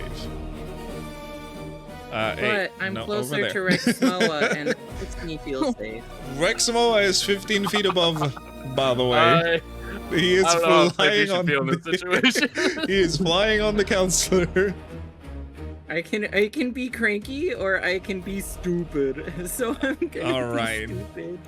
Alrighty. And as we're about to start with you guys' initiative, we're going to cut back to Taurin for a moment, once again. Oh, this is getting good. Do I also take that 22? Yes, you do take the damage. You are not moved, however. You cannot be moved. So. Okay, as a note, that will break with Iczus' shell. Okay. But I do resist the damage thanks to... Yes, you will take 11 points of damage. Alright, so Taurin, you jump down onto this new room. And as you are staring, almost in disbelief, seeing the tanks with the kids, now you hear the robot just jumping down, following you. Okay. As I said, this is a large circular room. One of the sides has the large metallic doors where you came in from, but those are completely closed. You saw what happened on the other floor. There is a long hallway with some other doors. They don't look as fortified as the ones in the from the elevator. Okay. Then, also Dishonor, I did it rolled like a 28 to hit. So Okay, I just want to make sure. 'Cause my AC is higher when I have Yeah. the Iczus shell on, so... yeah. This thing has like insane numbers. It I makes assumed sense. I assumed it probably would. I just wanted to Yes. make sure. All right. So, Taurin, as I mentioned, there is the large chamber with all of the tanks, long hallway and doors to the other side, and the only other door is the one by the elevator that you saw from above that was completely inactive. Got it. So that robot, is it down the hallway? It's not in the room yet, right? No, it jumped down from the same hole that you did. Oh, cool. So, is there anything Taurin can climb up on top of or something possibly, or? In kinda this room, Yeah, is there kind anything- of is there- difficult. Kind of difficult. Yeah, it is going to be kind of difficult because this is just like tanks from ceiling to floor with Tanks people. ceiling to floor. With just Doors, folks and tanks. hallway, yeah. Okay, so it's kind of just narrow and thin. Okay, well, the plan is this. Okay. So, if it comes in the hall, because I don't know how fast it's gonna be or how quick it's gonna be. So she could, she's gonna throw eggs at the sensors and its visuals to hopefully Okay. blind it. And then 2, she's gonna try and throw the net to kind of trip it up, so she can get close enough to knock it off balance. That's what she's gonna try and do. Well, you tell me what you want to do? That's okay. Well, Taurin will get ready. She's gonna just look in her pouch, grab a few eggs, and then as the robot approaches down the hall, she's gonna start chucking them at its head, or wherever it's I don't know where it's where it can see. Okay, sure. I want you to give me a dexterity roll, an attack Okay. roll with dexterity, because you're throwing What's something. exciting? Okay, so an attack roll. So let's just be I guess. How would I do this? Just as D20 plus your dexterity modifier. Oh, D20. Okay. Mhm. So let's see. So let me get my dice. So I would just roll a D20, right? Yep, and we'll add your dexterity modifier. Okay, so that's a 7 Next- plus your dexterity is. Let me check real my quick over here. dex is a Your dexterity is 15. 2. Oh, 2. Never mind. wrong number. Jesus, plus 15 is insane. I would like that. No. Okay, with that, you see that the robot drops down and it stands back up. Taurin, you grab the eggs and starts throwing at them, and he just kind of moves to a side, dodging. And then it starts walking towards you. Like, crap. Crap. Well, I guess the other thing would be, well, he's walking, so he's got like good stability. Or she, he or she, we don't know yet. It's a robot. Robot, right? What can we do here then? So then, what else I got in my pack? Hang on one second, I got more things here. The eggs aren't working though. I'm sad. I'm sad. The eggs didn't work. Well, oh, I got rope. That's right. Okay. Can we, I guess, can we like make like a little lasso so we can like, I guess try to like, then try to like, I don't know, kind of like rodeo with the horse and try to get around the robots, like whatever, like arm or over its head, or I don't know how it can get over there, but like kind of like lasso it. I mean, yeah, you can 100% try and do that. What would be the use for this? Hopefully to try and disable it in some way to like, just basically trying to tie it down, honestly. And then, well, not tie it down. What she would do is like when she is able to get the lasso on, she would probably start running towards it and then kind of like going around it to kind of like, with enough rope to kind of get around the legs too, to try and knock it off balance. That would be the actual plan there. Okay. I want you then to give me a sleight of hand check. Sleight of hand check. Okay, so just sleight of hand. Normal roll? Yep, normal roll. Okay. All right, with the sleight of hand, you're able to easily make for the the lasso, and you're gonna throw it at him, and yeah, you manage to get him. You manage to put it like around its like shoulders. The shoulders? Okay. Yeah. And then, okay. So able to do that, kind of like tighten it a little bit, and then is she able to like, then like run towards it with the extra rope kind of like dangle around, like jump rope basically is like kind of imagination there, and then trying to see if she can like trip it with the extra rope? What would that take? I would say, since this is not like a combat scenario per se, you can run around it and you can try and trip it. Okay. How would this look? Describe it to me. What she would do is that she would go as fast as she can with the rope and have it like dang off to like to the side of her. And as she's coming up, it's kind of like a sweeping motion is what she would kind of do to hopefully like get like right by the knees. Okay. Or like maybe more like the ankles, like anywhere where it's going to be like really easy to kind of like topple it. And she would go under the arm and kind of like, you know, like a little like duck and go under and around and then try to like, you know, then with all her might, she would just pull and like hopefully it would just like topple forward. All right. I want you to give me a strength save, contested versus the machine.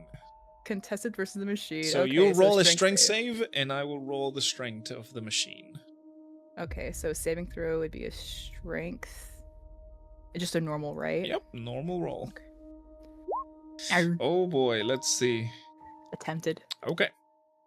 Taurin, as you start going around, you can tell like the machine kind of stops as you start to run around, tie up the rope around it and everything, and then you grab him where you want it to, and like you start pulling down, and the machine kind of goes down on one knee, and the rope starts compressing against his body, but with the force you can hear like the machinery kind of whirring around to the point where the rope snaps as the robot like releases itself from the hole. Got it.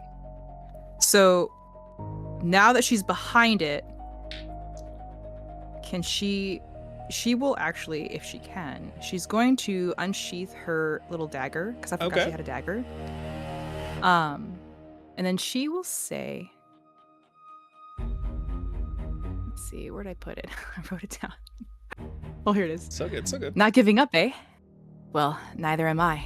And then she will go to jump on its back, actually. Okay. You jump on its back. Gotcha. Are you going to stab him? Are you going to... So what she's looking for is like any visible cords or anything that would, I guess, would resemble a robot's jugular. She would go for that and try to like sever what she can see around its neck. Yeah, you can. You probably have seen them already. They are most of the security of Port Trail, so you have definitely seen how they look. There are cables and there are other machinery on their necks that you can 100% do that. Okay.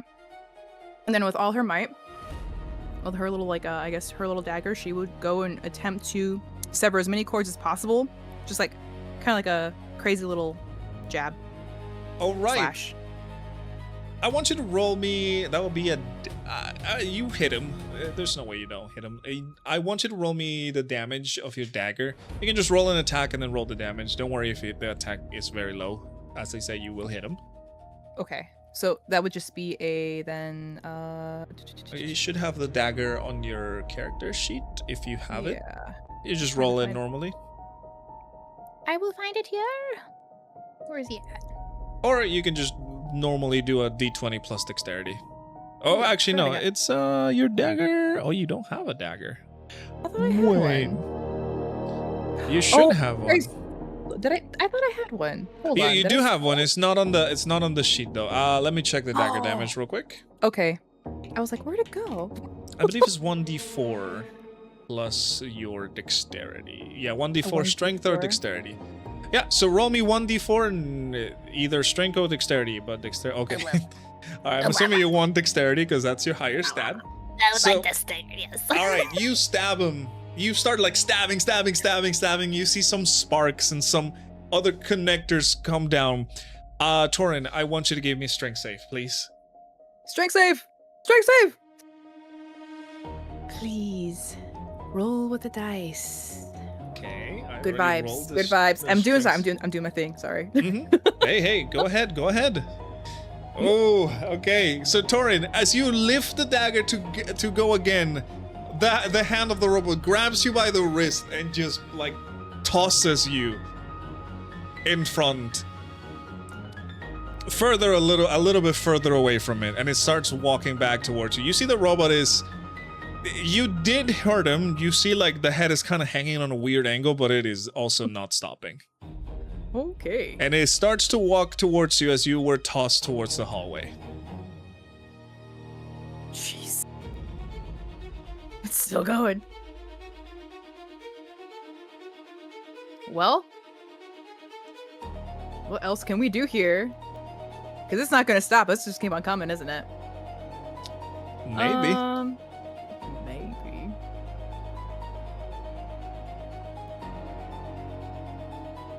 Maybe I could try to talk to it. Yeah, I don't know. That's up to you. You tell me what you want to do. Then maybe I should talk to it. Maybe. Attack first, questions later. Let's see here.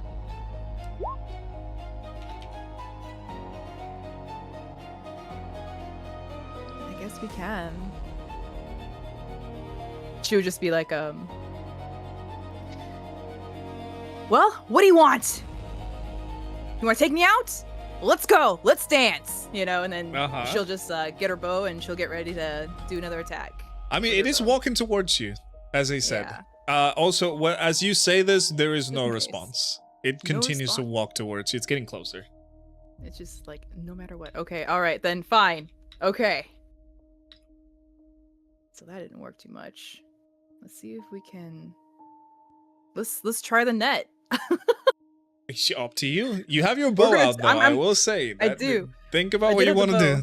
Bow or net? I'm going to do the net. I'm going to put the bow back real quick, and then I'm going to actually take out the net, and I'm just going to, like, you know, do my best toss towards it. Okay.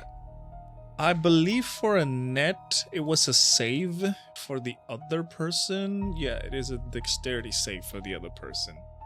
Dex save. All right, let me roll the dex save. What is your save DC? Quartz? My save DC? Let's see. It is a... Oh, hang on. Where is that? Should be on your spells on the top right, I believe. Oh, different window. Okay. My save DC... Spell save DC or spell attack bonus? Spell save DC. is showing me a 17. Okay, 17. God damn. Okay, this thing is kind of nasty. Okay. Okay. Jeez. Oh boy. Hey, listen, it's the dice, not me. It's the dice. So as it keeps walking, you pull out the net, you kind of like, untie it a little bit and you toss it to try and see it. The robot just kind of puts its arm and it just, as it lands on him, it just like tosses it away. As it keeps on walking, Taurin, the robot is going to get towards you and is going to lift you up by the collar and is going to like toss you back. Again, against this time the doors of the end of the hallway. Holy crap. Where, Like, tossing me? Yeah. Like you see this thing has strength. This is a machine. Yeah. Okay. All right. Well, it gave me distance. Perfect. Yeah, it did give you distance, but you will also take a total of... Oh, that's not that bad. 3 points of damage. Not too bad. Not too bad. Taurin, as you slam against the doors, and it hurts you because the doors kind of break open as you slam against the doors, you see this new room is another slightly smaller circular room. This one is full of machinery from all over, specifically coming from the ceiling. This room itself has a very weird look to it. And as you kind of like get yourself together and turn around slightly, you will see that in the center of this room there is what looks to be like a podium of sorts. Oh. A podium that is surrounded by what I can only describe to you as the dried up corpses of shadow druids in a circular kind of ritualistic manner. You see their bodies are completely withered away, and on the ground it's kind of, there's this black substance that is kind of merging with their bodies and into this podium. Oh. All around this room is also empty besides like the ceiling. The ceiling has a lot of cables and a lot of pipes. Some that are also projecting something into this podium. In the podium itself, on top of the podium itself, there is a very large sphere made out of some sort of energy. And on the inside of this sphere, where did I put this? And on the inside of this sphere, floating almost peacefully, is the restoration bloom. The restoration bloom sits there kind of floating gently on, like, inside of this sphere made out of energy projected by things on the ceiling. And you can see that a small chunk of it like comes off a pedal and it kind of dematerializes, pulverizes itself into a small dust that flows over into one of the things that is projecting the orb and the energy orb, and just fades away into the pipes on the ceiling that would connect into the what you can only imagine is some other part of the building. At this point, as you are able to notice, the restoration bloom is halfway consumed, and every few seconds another small chunk kind of rips off and it just goes back into the pipes. What the hell is this? That's what Taurin will say. By the way, the robot is starting to walk towards you as well. And she'll shake her head. No time to think right now. I gotta get rid of this robot! And she'll turn back around and she will aim her bow and arrow, once more, and then whatever is like, she's gonna try and do like a nice little shot towards like the last, whatever the head's dangling from, try to aim for that as much as possible so it just severs Okay. the security guard robot thingy's head. Go ahead, roll for your attack, please. Okay, so I will do the Elven Bull. Oh, I tapped it. Hang on, tapped the wrong one. Hang on. It's up here. This is staff. Why I got 2 staffs? That does it. Okay, and then Roll the damage. Okay. Good. So, Taurin, you aim at the robot, you hit its neck, and you see that, like, it pierces through its neck, and the head just kind of dangles a little bit more. The robot continues, however. It is, like, starting to spark and all that, but it continues walking forward until it reaches you, Taurin. And does a... Uh-oh. That would be a 17 to hit? 17 to hit? Yes. That does hit. Okay, oh boy. So Taurin, you will take... Uh-oh. That will be 12 points of bludgeoning damage as the robot lifts his hand and just backhands you. Ah. Bam! Jerk. Oh, hang on. It makes you stumble back a little bit more. What do you do, Taurin? Woo! Woo! It's getting rough. It's getting rough. Damn jerk. Let's see here.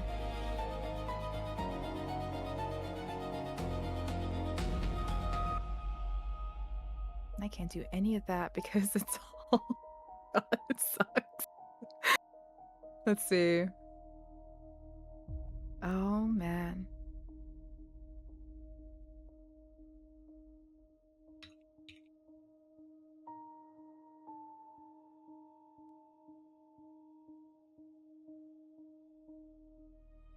So I got knocked back, though.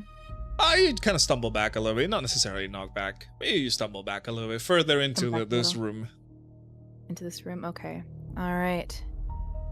I think what she will do at this point is going to be like a last-ditch effort to kind of like just pull that freaking head off of the rest of its body.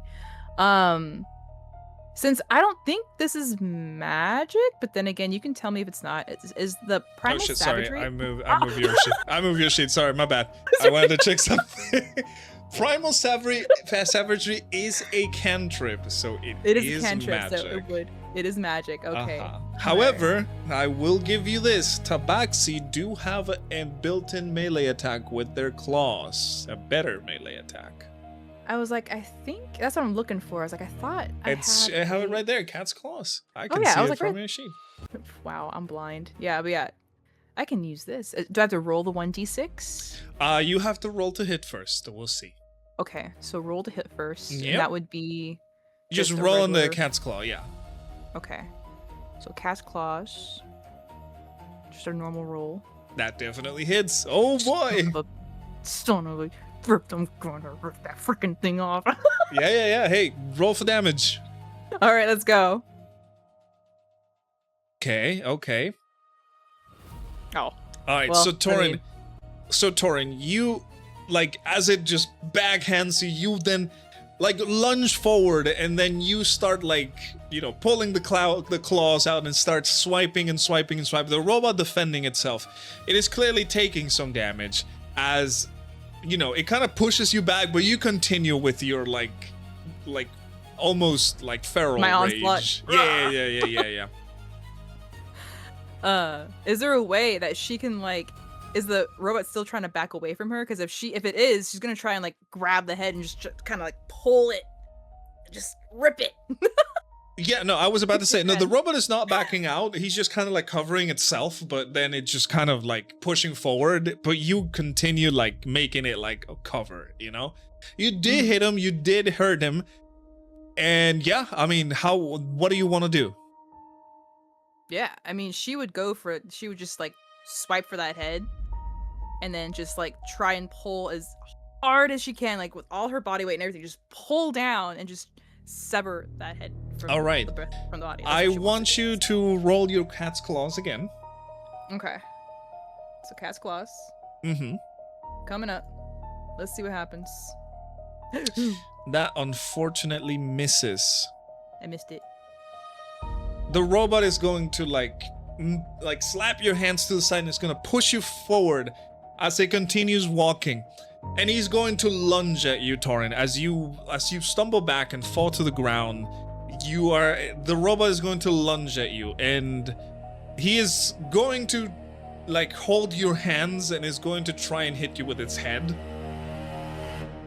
But I want you to give me a strength save, Taurin. So this is going to be a contested one. We'll see what happens. I'm gonna roll for the little robot man. All right, I'll do a Oh, strength that's not good. That's not that good. You can save it.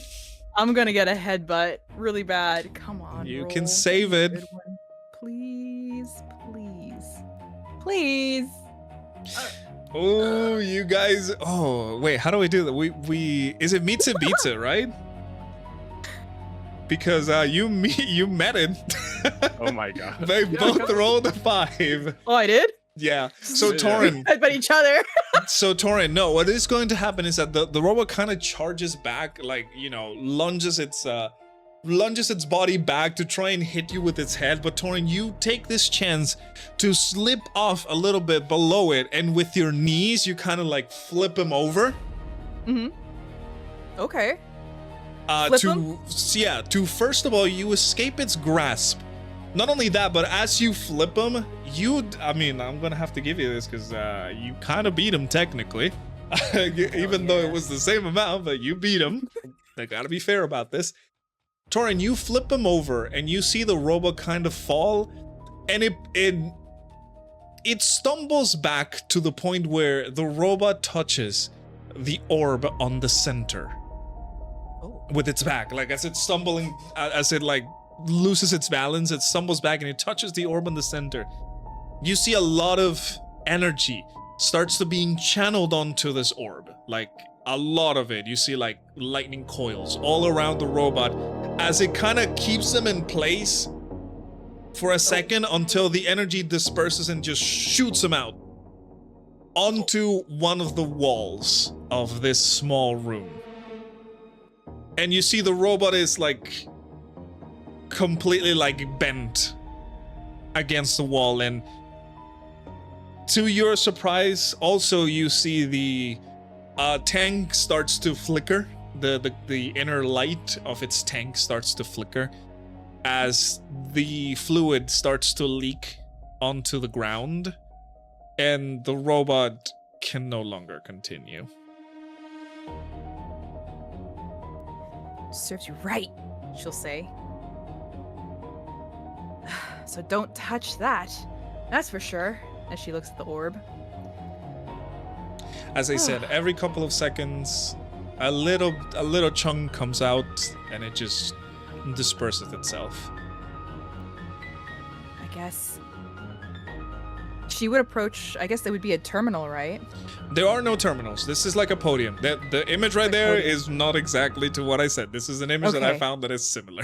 No, you're good. Let me go grab my food real quick. I'll be right back. Okay, I'm sorry. okay. We just Take your got time. here. Take your time. Take your time. Don't you worry. I'll be right back. Oh boy. Oh boy. Oh boy. Guys, Taurin is. Oh boy. Wow, I wonder when this is happening relative to what's happening upstairs. It is like at the same time, pretty much. Nothing bad's happening. There's no need to worry. Nothing So bad is what's the happening. roll for fall damage again? It's 1d6 every 5 feet after 10, if I'm correct. It's every 10 feet Every 10 feet. Okay, so overall. every 10 feet is 1d6. So if you fall like 50 feet, you get 5d6. Okay. Oh, you're back, Taurin? I'm back. Yeah. As I said, you see the bloom being completely encased in this dome, and it's slowly starting to, like I said, it kind of, a little bit of a chunk goes out, and then it just fades away into the thing. It's like, how do we get the orb? It's not attached to anything. It's just floating there in that. The orb is Weird light. completely like encasing this flower. Yeah, the pillar itself, the flower is kind of floating above the pillar, but the pillar itself is kind of irrelevant because the flower is just floating, and the orb is all around it. So that mangled robot on the wall right now, I can go and try and, like, you know, take off its leg or something? That will be very difficult, but yes, if you can. Whatever parts you can get, I guess. Arm, Yeah, leg, yeah. something. One of the limbs. 100%. Okay. And it's no longer active. Is it slightly active or like? No. As you can, like I said, the tank broke, and the stratagem has just leaked on a puddle below. Okay, got it. I will. Yeah. Okay. So Taurin will go and approach the robot, and she will try her best to try to like. She'll use her dagger, of course, and try to like, you know, tink tink tink tink around where the joint is, and try to like break the leg off if she can. Yeah, I would say with the help of your dagger, you can cut off some of the cables and all that until you can like sever the whole like metallic leg. Got it. Sweet. Taurin will take the leg. Oh, by the way, I must say that the robot has made a huge dent on the wall when it landed, and it's like bent backwards. Its back is like completely bent backwards from the impact, just to let you know. Got it. All right, you grab the Way to leg, and go. what are you gonna do? So she'll say, and she'll take the leg, and then she'll go back over to the podium, and then I don't think she's gonna like want to make connection with it, but can she try and like? Okay, so like, have you know like the curl tosses where they kind of like do a little swing and everything, and they like, you know, kind of go around in circles and then like toss it? Can she do that towards the orb? So you're going to like toss the leg at the orb? Yeah. Okay. See if I can knock it out of there. Yeah, 100%. 100%. You like do the spin and then toss the leg at the orb. You see the same kind of energy gather around the leg, just poof, shots off, getting dented against the wall. Taurin would have ducked just in case. Came back at her. Okay. Well, that ain't gonna work. And she'll look around the room for anything else. Is there any other like cords or all the stuff that you can see mechanical, like a lot of it is on the ceiling. The ceiling probably like 10 feet above you. 10 feet above. Okay. These are tall ceilings, yeah. Yeah, and then in the other room it was just tanks and then just tanks, pipes. Tanks and pipes. The pipes, all like I said, the ceiling also carrying pipes where stratagem is being presumably pulled from. Got it. Okay. How can we? Well, because can Taurin make the realization that it's getting the energy from not just the flower, but for the folks that are in those tanks? You mean the orb? The orb, yeah. Is it siphoning energy from those tanks? I want you to give me an intelligence check, Taurin. Okay.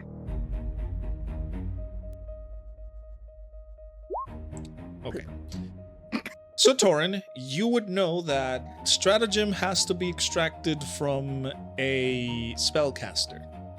That is the principle. It's kind of like a product of raw arcane power.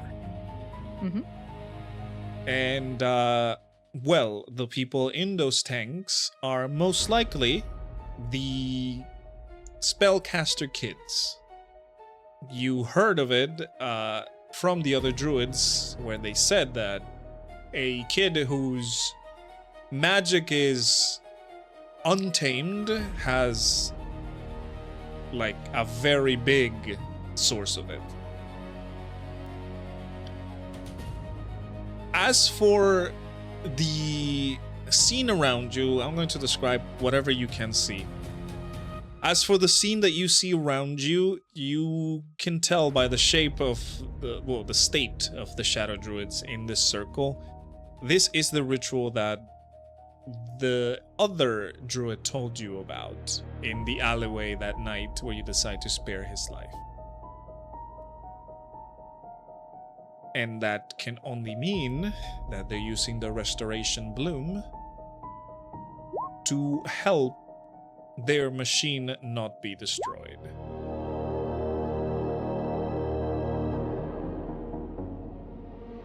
So what Okay. you're seeing happening in the restoration bloom is probably what is keeping the large automaton that your companions are fighting regenerating. Hmm.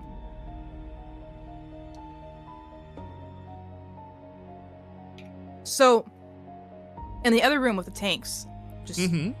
question: if Taurin were to go back into the room Mm-hmm. and she looks at the tank, is there any way that she can squeeze behind the tank and then try to put her legs behind it and try to push it off balance? This is a big tank. We're talking probably, well, I mean, it's human size, full of liquid. It's gonna be Mhm. difficult. It's gonna be incredibly difficult for you to do that. And there's like no switches or no like anything to release said pods, right? No. As far as you can see, the tanks are, like I said, floor to ceiling. Probably switches are going to be in another floor, but Fudge. Sorry. for what you Continue. can see, no, hey, you're good. From what you can see, this is all there is. It's magical ward around that thing. I just know it is. So like the druids that are on there and in the ritual like cast in the circle that Mhm. Taurin sees. Mm-hmm. And there's like a weird goop stuff coming from it and like kind of like going towards it, that podium. Is that correct? What you can see is pretty much the druids. The best way I can describe it is like their life essence was given for this. Mm.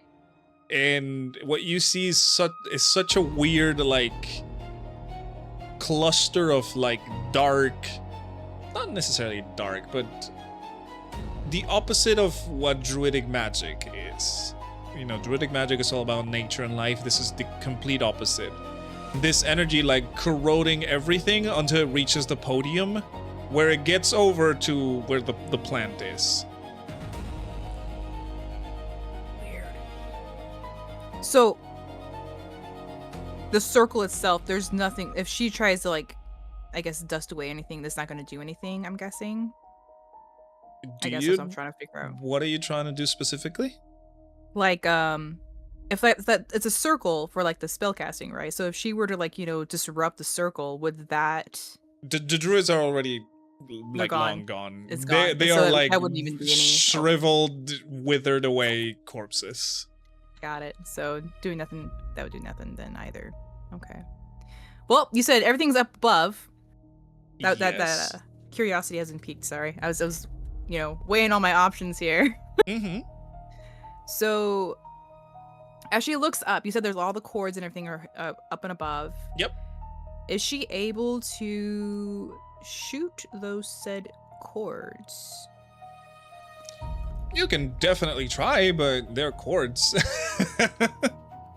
I mean, just to see Cords, if it does pipes, anything. and everything. I mean, yeah, if you like launch a couple of bolts to them, yeah, some of them may like cut one of them or like bounce off some of them.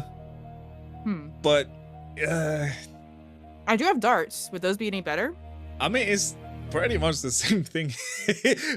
An arrow is just like a different kind of dart.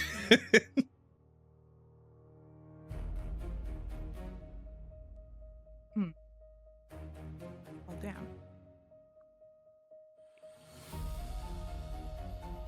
There's nothing I can't push it. I can't push the tanks out. Yeah, the no. circle doesn't really matter because they're gone. And then Mm-hmm. anything that touches that generator basically gets pushed back. Maybe. Oh my gosh.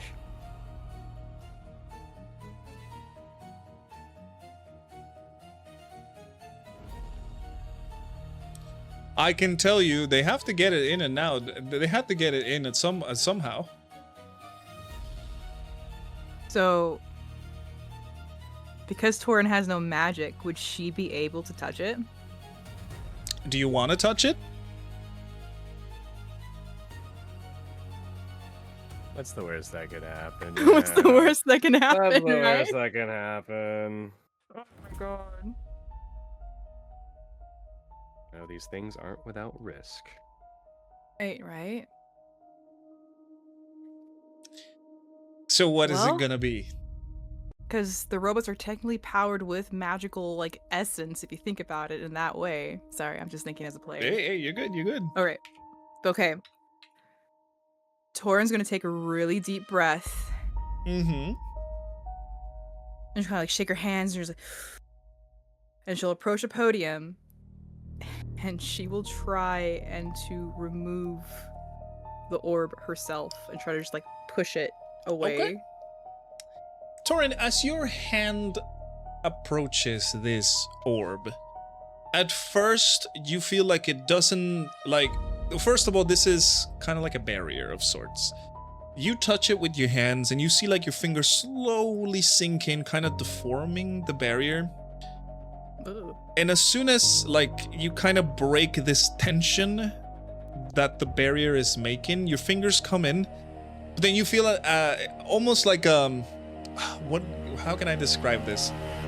It's a feeling of, it's a burning sensation, but also kind of electrifying at the same time. As you kind of like break the tension and you kind of instinctively pull your hand out, but it is possible. However, with this I can tell you it's going to hurt.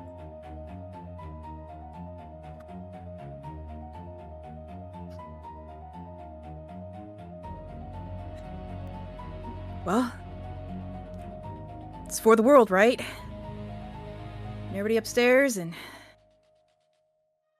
for my sister. And so she will say that, and then she'll just get herself ready and pumped up and just be ready for pain. But she will reach back in and she will try to rip that bloom out of there in that orb. I guess in the orb. Okay, so Whatever it is. Taurin, again, you kind of psych yourself up, Taurin, as you push your fingers in and then break the tension of the barrier kind of reforming itself normally. As your finger enter, you start to feel the pain as your hand slowly starts to like go inside of this barrier. It's kind of like a weird, I don't even know how to explain it. It's kind of like a membrane, but it's kind of magical in the same way. It's kind of a very weird sensation right now that you have on your hand. And you see that as your hand goes in, there are coils of electricity like hitting your hand and making burns on it. Can she Taurin, resist the pain? well, I was about to say, Taurin, you take 3 points of lightning damage as your hand enters over to your wrist. Ow!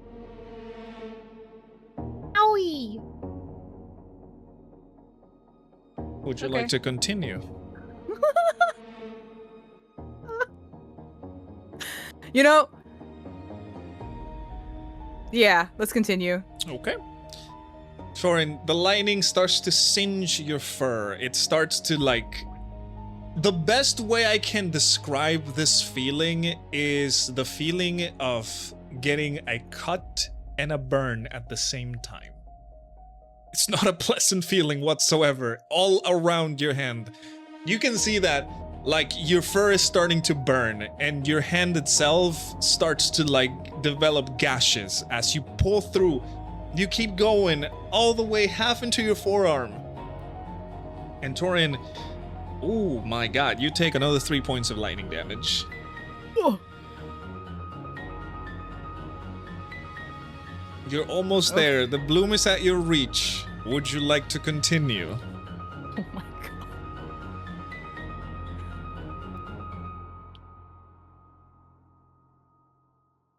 This is crazy. This is crazy. Okay. This is dangerous. This is really dangerous right now. Just within reach, huh? Mm-hmm. Just a little bit further. She'll wince from the pain. She'll just a little bit more, she'll say to herself as she just reaches further in just to grab that, get that bloom and get it out of there.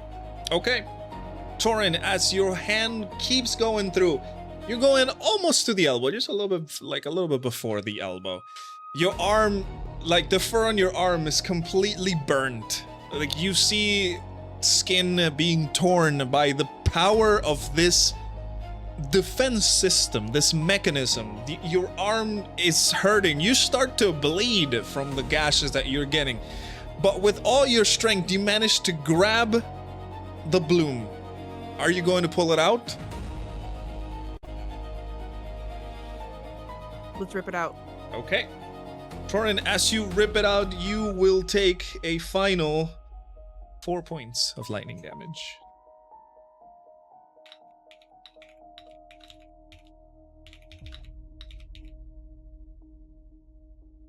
Sorry, I'm chewing real quick. You're fine.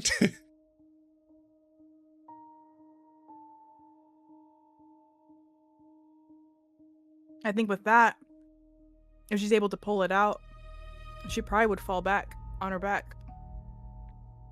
And she would go, did it. Taurin, as you pull the bloom back, the same energy that is burning your arm as you pull it out completely singes the rest of the flower. And it just gets turned into ashes as you pull it out. You stumble back. Your arm is a complete mess. You are bleeding quite heavily. She would be passed out, actually. Oh shit, you're at 0 already? Yeah. That'd be Oh shit, okay. Whoa, whoa. Okay, alright, okay. The sacrifice play.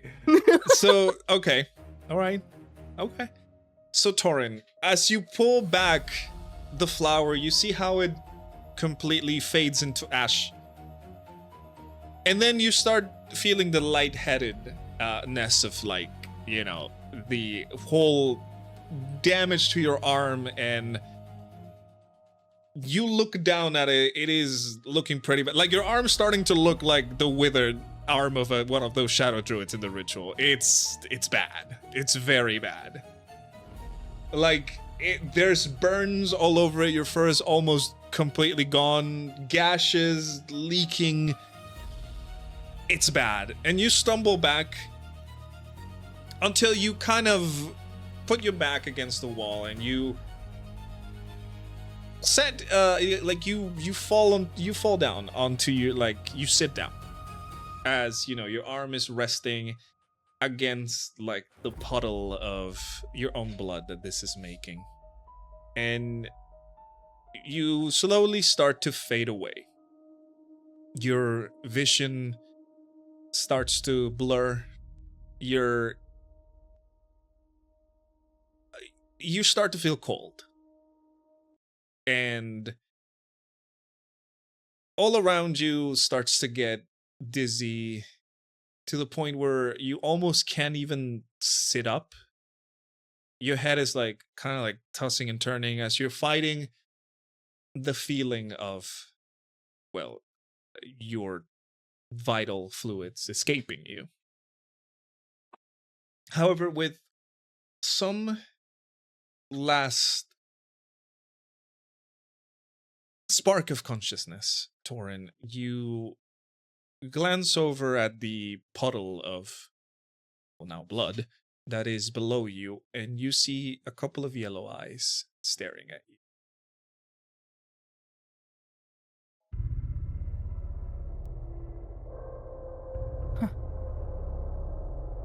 Strange to see you here.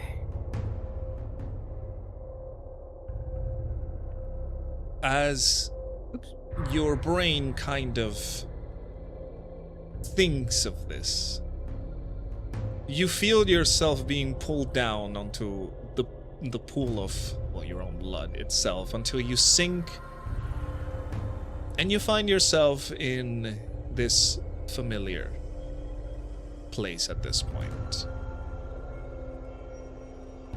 Everything is underwater, bottom fully darkness. The top has some light, but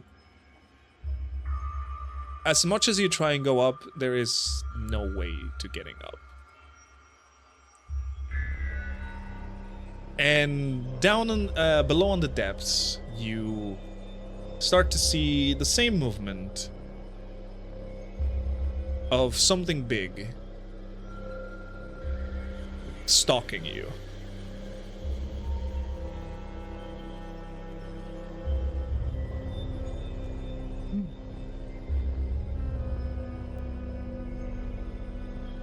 Can she try to speak or? Yeah. You are surprisingly awake at this point, even though your consciousness was just about to leave you mere moments ago. Oh. Iczus? Is that you? There is some movement to your side, pushing some of the debris of this weird place up.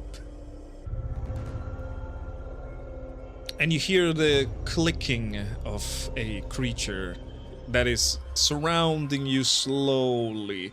But if you try to look down at the ground, there's darkness. There is really nothing.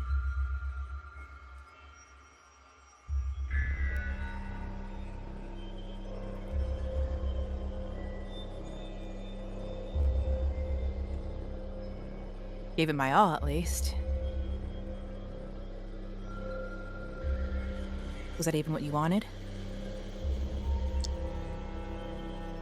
You mentioned of this, Taurin, you feel a force start to pull you down onto the darkness.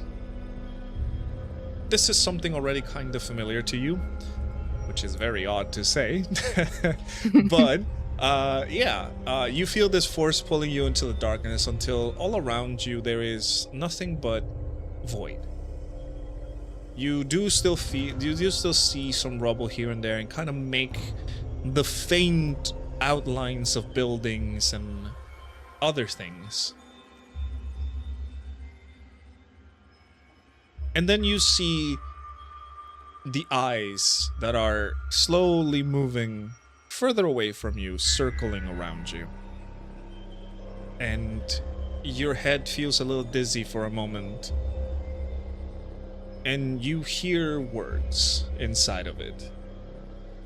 And it goes, "You hear of me and think only of anger, of rage. That is what I feel when I can feel how corrupt and polluted this town has become. The defilement of the natural way.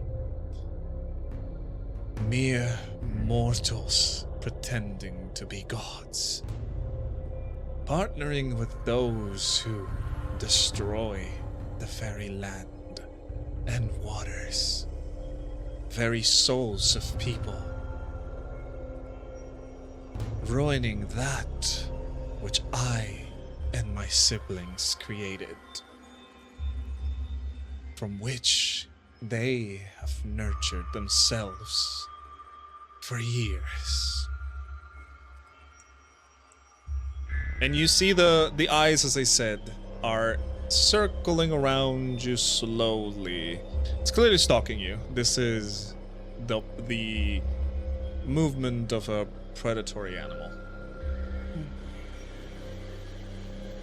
Huh. Well, you're right about that. We have failed, and many of the children have polluted your waters. Maybe even the forests have run dry from being hunted so much. And there are those out there who turn blessings into commodities. Many have broken promises in this world.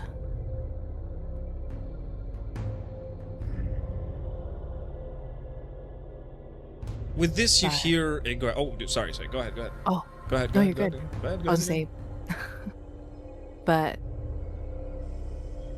at least you forget, the children of Crenia also have planted forests. Some have healed the rivers. Others have built sanctuaries. And sometimes we rescue creatures we'll never meet again. All we can do is teach our children's children to do better. With this, Taurin, you hear like a growl coming from the creature. It's something that makes the whole water kind of vibrate.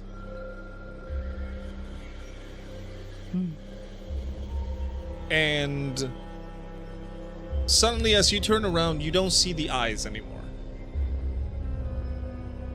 They are completely gone.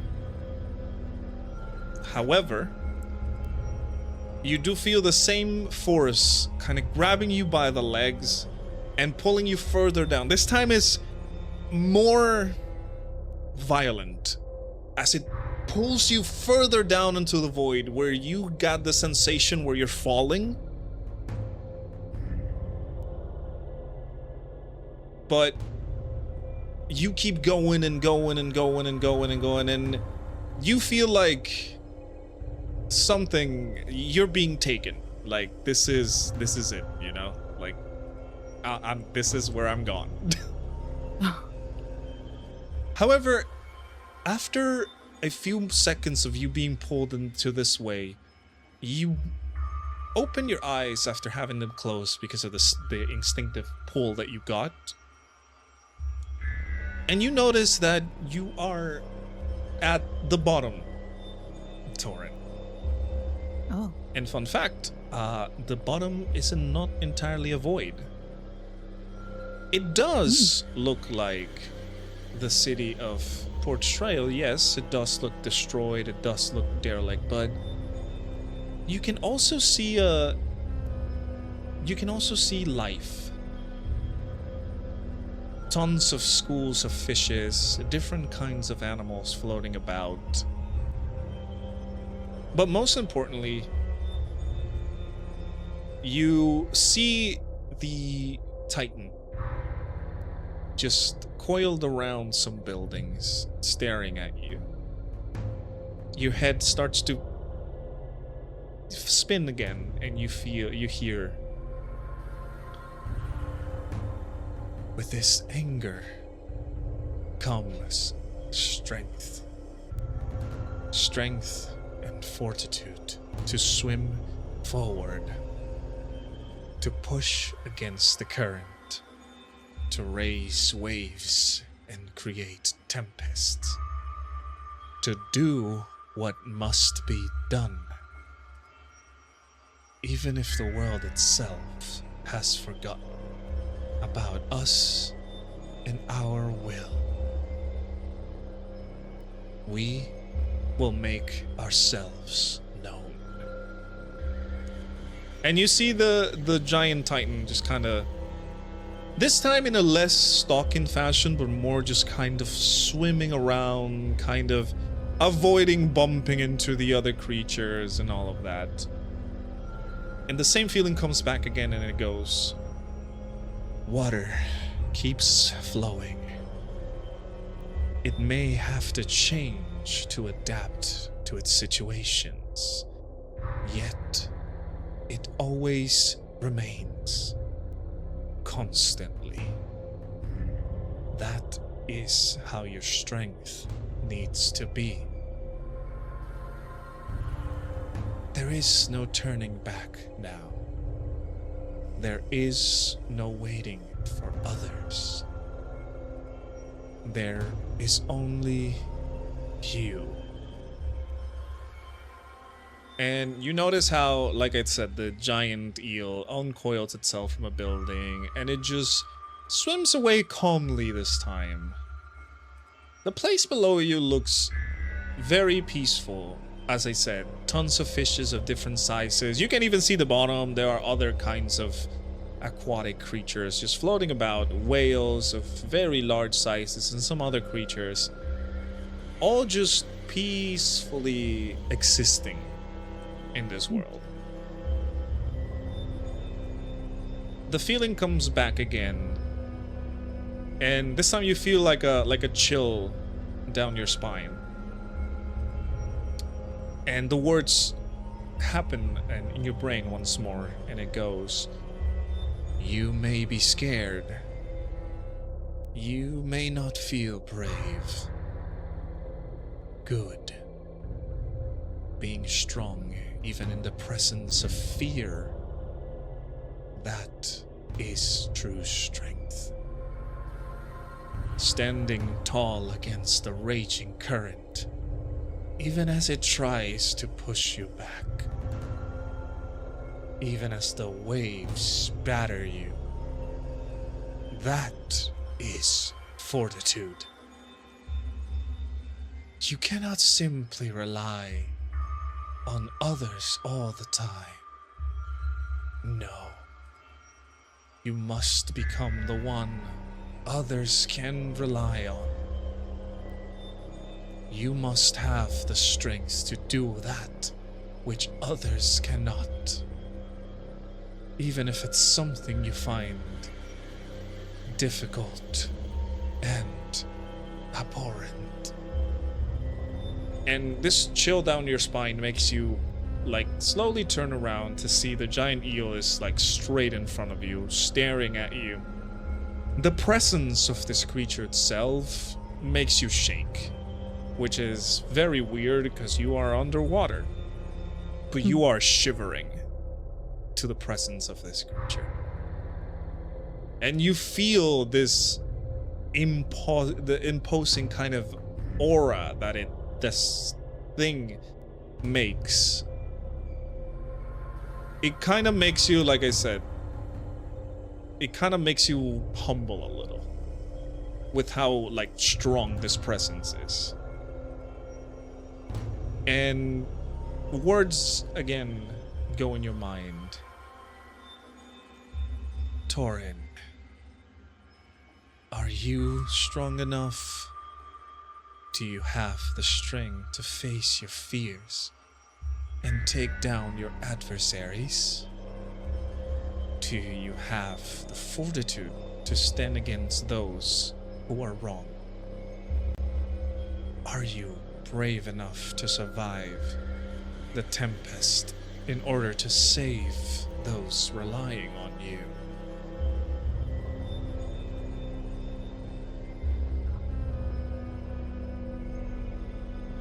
Seeing all this, Taurin would attempt to try to kneel the best she can, I guess, underwater as she can. Just kind of bow your head, I guess. Not in worship, but yeah, more of out of respect Mm-hmm. for Iczus. And then she would say, Mighty Iczus, I could give a grand speech, but just know this much, that my sister has suffered because of my mistakes and lack of courage. My friends have fought and bled because of a resolve to try and save the world. And the man I loved became someone I barely recognize because of our mistakes. But I don't need another reason to fight. I already have plenty.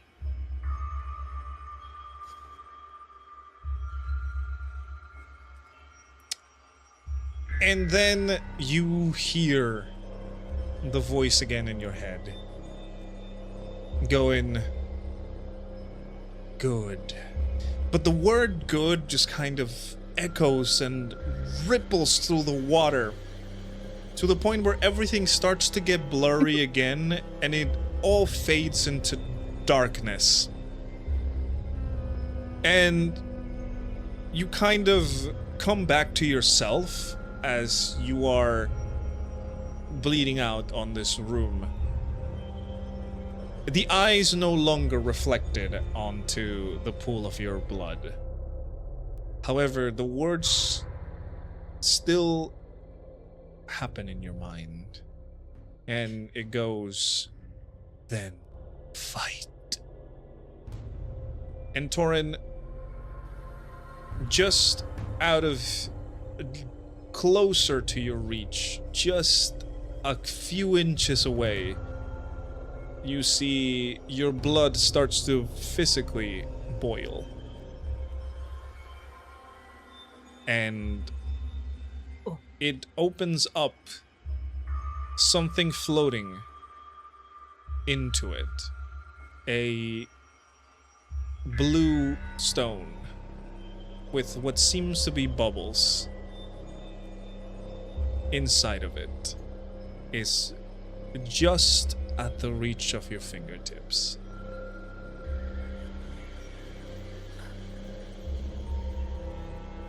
A gift I won't take for granted. And she will reach her hand out to take the stone. As you take the stone, Taurin, suddenly you feel like almost like a magnetic force making you clutch the stone firmly. And your heart starts racing. You start like you feel a jolt of energy as your heart starts to race and your breathing becomes faster and faster and faster, like as if you were hyperventilating. And you feel the power in your hand.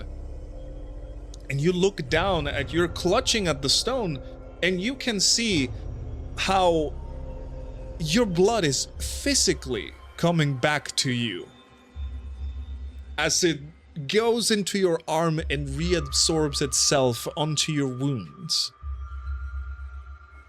But not only that, Taurin, you also see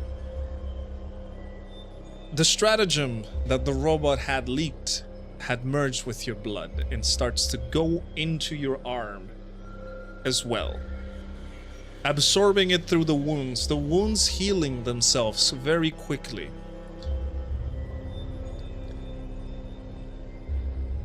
Taurin, you are back to full health, and your magic has returned.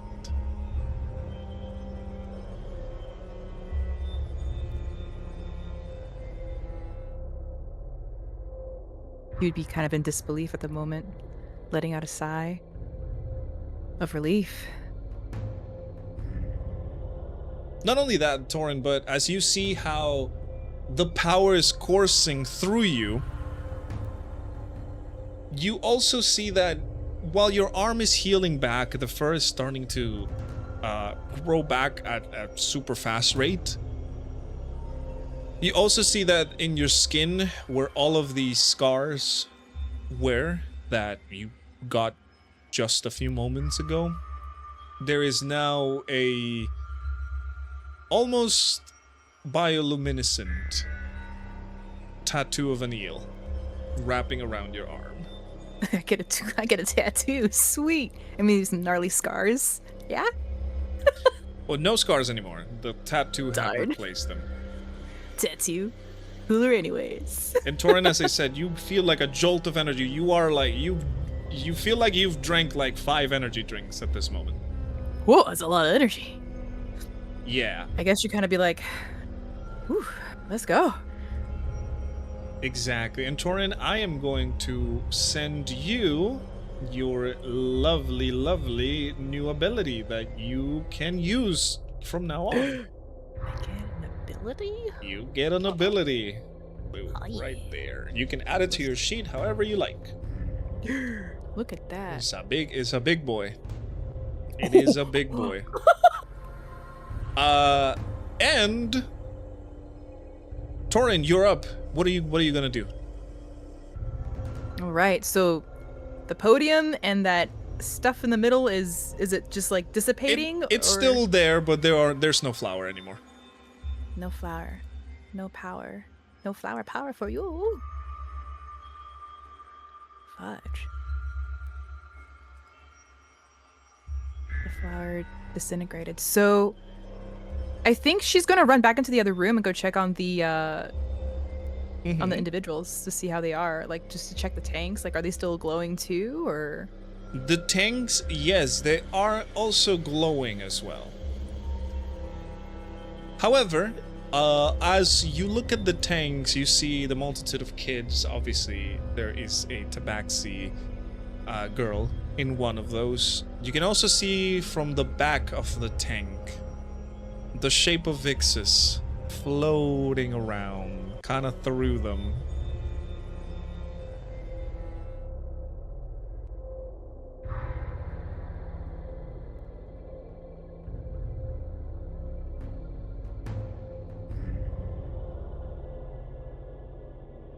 That's Is that a sign? You tell me.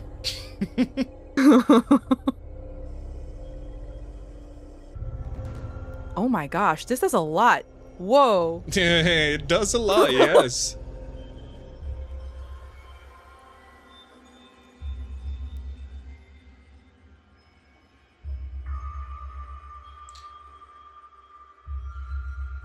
So,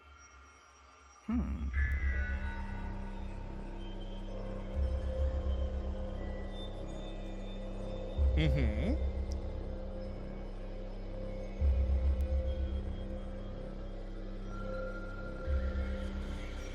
So this ability could be used Yes. on. I can use it with those tanks. Well, it does say a creature. I don't think a tank is a creature. Nah, darn, but it was a question. I was curious. No such thing as a bad question. That I is mean, true. I was just like, maybe if it considered as a I don't know. There are creatures inside the tanks. I don't know. I don't know. What this thing does, but I don't want to use it on it. oh dear. No, you're good. I won't be that crazy. Mm-hmm. So then, Taurin, what are you going to do? There's no other way to like knock anything out. No.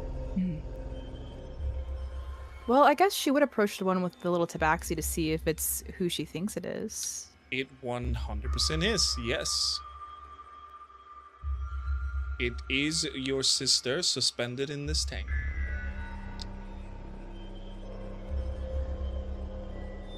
Then Taurin would approach it and she would say, I've been looking everywhere for you. And she would touch her forehead, the tank. Yeah, I was about to say yes, the tank. Yeah. How do I get you out of here? Is something she would say out loud as she looks around. Well, as I said, in the water silhouette, Iczus is in your vision, swimming around each one of the tanks. Right. Well, Iczus.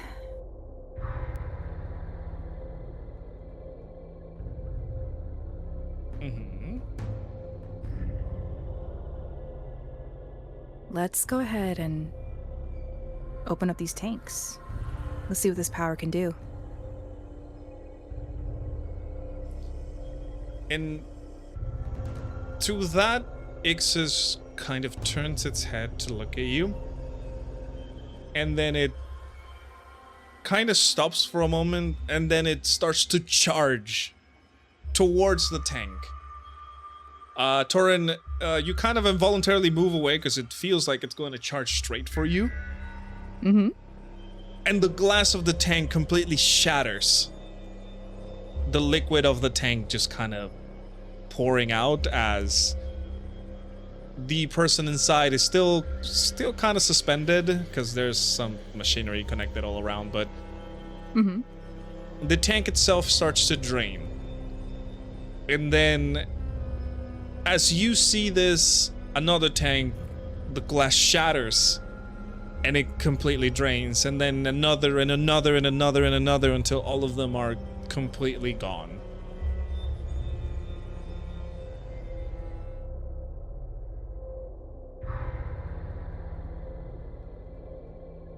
Yes. Next step is trying to get them all out. She'll say. Not sure who she's talking to, other than herself. Maybe Iczus if she's listening. Yeah, I mean, Iczus is around. Yeah. So then, Titans are always listening, Taurin. That is true. thank you, voice of Rexmoa.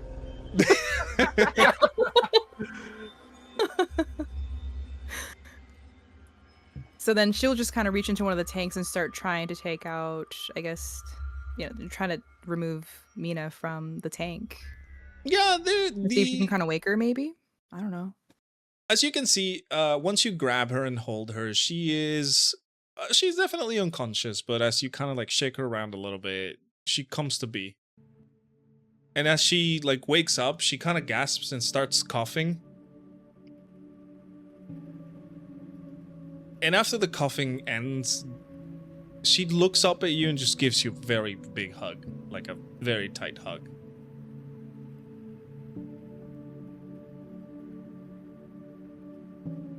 Oh, Mina. Taurin will say she'll hug her back. She's not really saying much.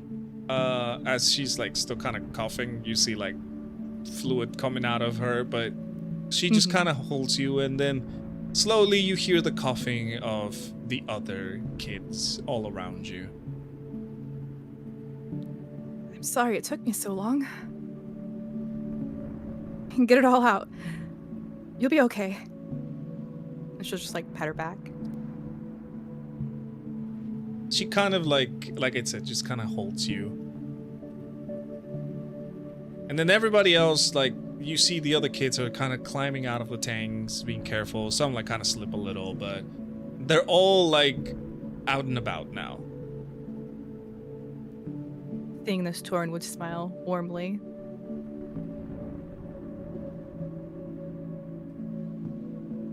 And one of them go, oh, no, go ahead. Oh, how is everyone? Everyone okay? Everyone's like, oh, where are we? What is going on? What was it? I don't remember. And many of them. It's a lot right now. It's pretty dangerous. And I have some friends I have to go see. Make sure they're okay too.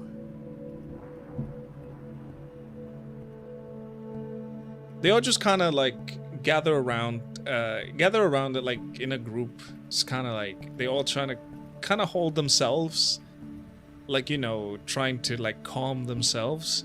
And Taurin, you start to look around, but as you recall, like, sorry, I would say, yeah, you know that there is no other way to exit rather than the elevator, but the elevator doors were not working. And every once in a while, you see you feel, actually, not just see, but you feel the shaking of what is happening up above you, sending down some dust or some rubble from the ceiling, and the kids get scared about this. It'll be okay. She'll try and calm them down a little bit.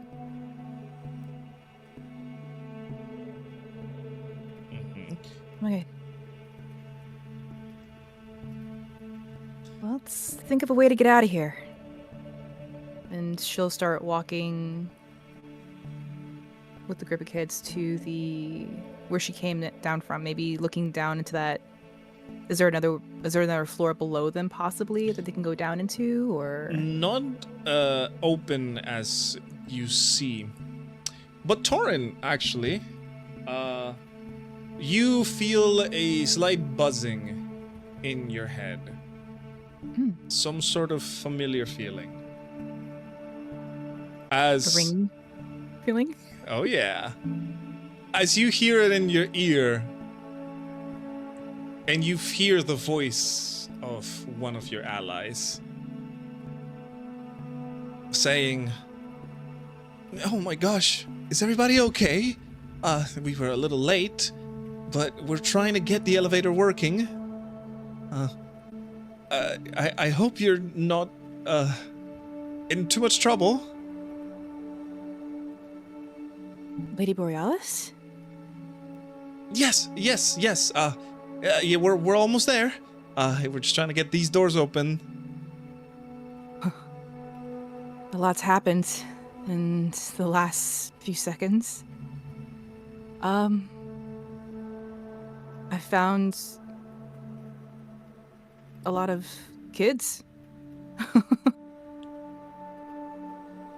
And she goes, "Oh, that's good. All right." And you hear the sound of the doors opening like in the background, and he goes, "All right, I can track the ring. Just stay there." And you hear the sound of the doors closing, and then a few seconds later, you hear the platform of the elevator go towards the floor that you're on, and the doors of this floor start to get bright red.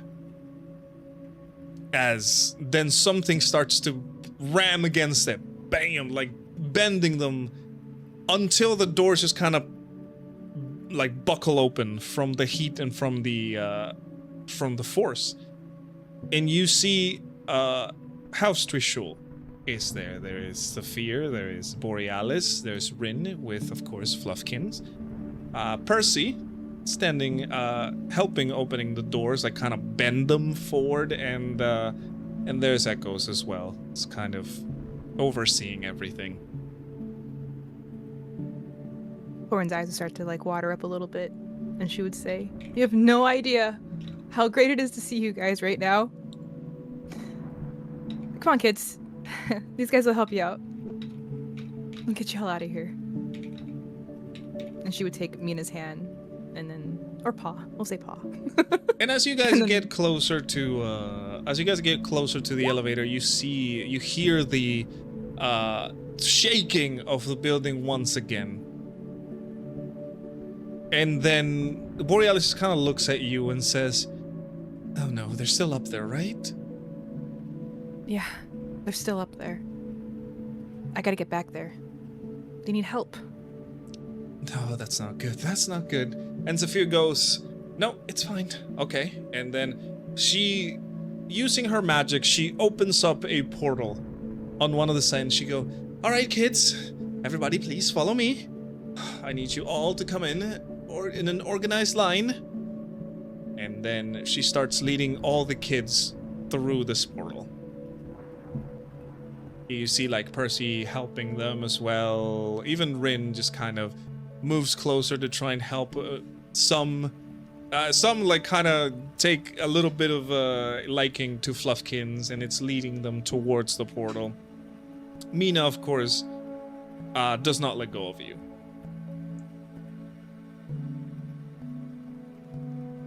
She'll turn to Mina. "You need to go with them for now, for a little bit. I have to go somewhere else. I have some friends I have to go help. Can you be brave? For me just a little longer without me?"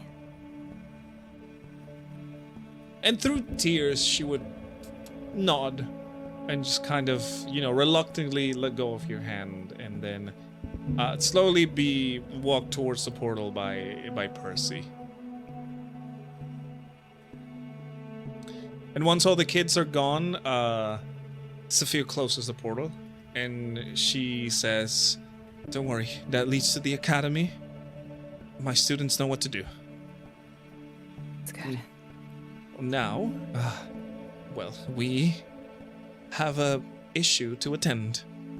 And Borealis just kind of hurries you over to the elevator as her using her magic is starting to get the elevator working again. Let's get going. Good, good, good. And we're going to switch to the combat once more. Hello, guys. I haven't forgotten about you. Oh, good. I've been waiting. You guys are getting a beat up. I thought we were doing pretty good. You guys are doing pretty good. Rexmoa, we're starting back up again in initiative. It is your turn. Beat the shit out of that man. I'm gonna beat the shit out of this robot. Go ahead. I do want to.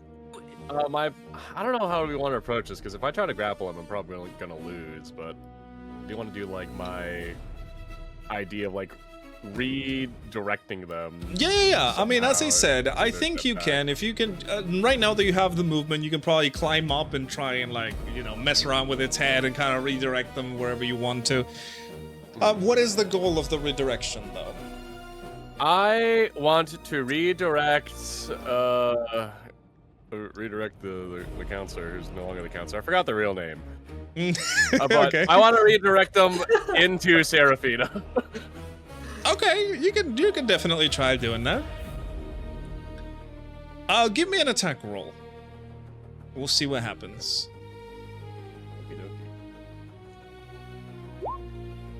Ooh, that one misses. Alright, well, I guess we'll try again. There we go, that's better. Okay, yeah, that one does hit. Way better. Like, you climb up on top of him and it starts to, like, struggle. Both of you start to struggle, kind of trying to hit each other, and then it's all kind of messy. But eventually you manage to, like, get the upper hand and start to redirect the counselor towards Seraphina. I would say, yes, you can both crash onto it. But I did say both. Yeah, I'm. That is a price I'm willing to pay because I think it'd be cool. All right. I would say you are able to get him to crash onto them, and let me roll for something because everybody's gonna take some damage here. Ooh, can I propose something? Oh yeah, what's Can up? I use my reaction to use shield from my staff of defense to try to, like soften the landing? I would say this is not an attack roll per se or a projectile. This is straight up hitting the ground. Okay. Well, All right. Well, let's let it make it happen. So, you, Rexmoa, the counselor, which is the Saint of Justice as well, and Seraphina will all take a total of 16 points of bludgeoning damage as they crash into each other. Ugh. But it is your turn. Also, Okay. all three of them are prone now, Hmm. including yourself, Mr. Rexmoa. Can I get this? You know what? That would be, boop, and he's no longer flying. Let me just. There you go. Okay, can I use my follow-up strike on another person, even Yeah. though I landed the attack? No, 100%. Okay, yeah, I just want to. We crash and I punch. It's just I- like crash and Seraphina. then just bam. Yeah, sure. Go Yeah. ahead. Roll for your So, attack. Do I get advantage if we're both prone? I think you still get. Do you get advantage? wait. Hang on. Conditions. Don't you get disadvantage on attacks? Let me check. Don't you get disadvantage on attacks if you're prone? Yes, you do. Okay, so it Okay, kind of well, cancels each other out. Yeah. Okay, I'm gonna use half my movement then to stand up. Okay. And since I still haven't used my movement action, Mhm. and now I'm gonna punch Seraphina. Go ahead, roll with advantage. Hell yeah. Okay, that does hit. Bam! Ooh, 8 points of bludgeoning damage. Anything else on your turn, Rexmoa? You're no longer prone. That is all I can. What? Well, Well, so since half of you- 50 is 25, so Mhm. I am actually going to move Mhm. towards. No, I'm just gonna move towards Kipper. Okay. Ouch. Fair enough, fair enough, fair enough. Alrighty. So Rexmoa, you see it is the turn of Seraphina. She gets up, kind of like dusts herself off and just kicks the counselor. And then she's going to... Ooh, let me check. Can I do this? Yes, I can. She's going to use her bonus action to teleport. Bam! And she's going to get Mr. Kipper because he is prone. With advantage, that is a 26 to hit. I'm assuming that does hit. I don't know where Kipper is. Dip, are you alive? I was muted. Yeah. Oh. No, you Yes. I don't even think I need to say anything to that one. No, it only has 26. Okay, Kipper, you take a total of, that will be 10 points of piercing damage. Second attack. Wait 1 second. Oh, okay. I can have a reactionary of tomb. Yes, you can have a reaction. I'm going to tomb it up. Okay. Tomb.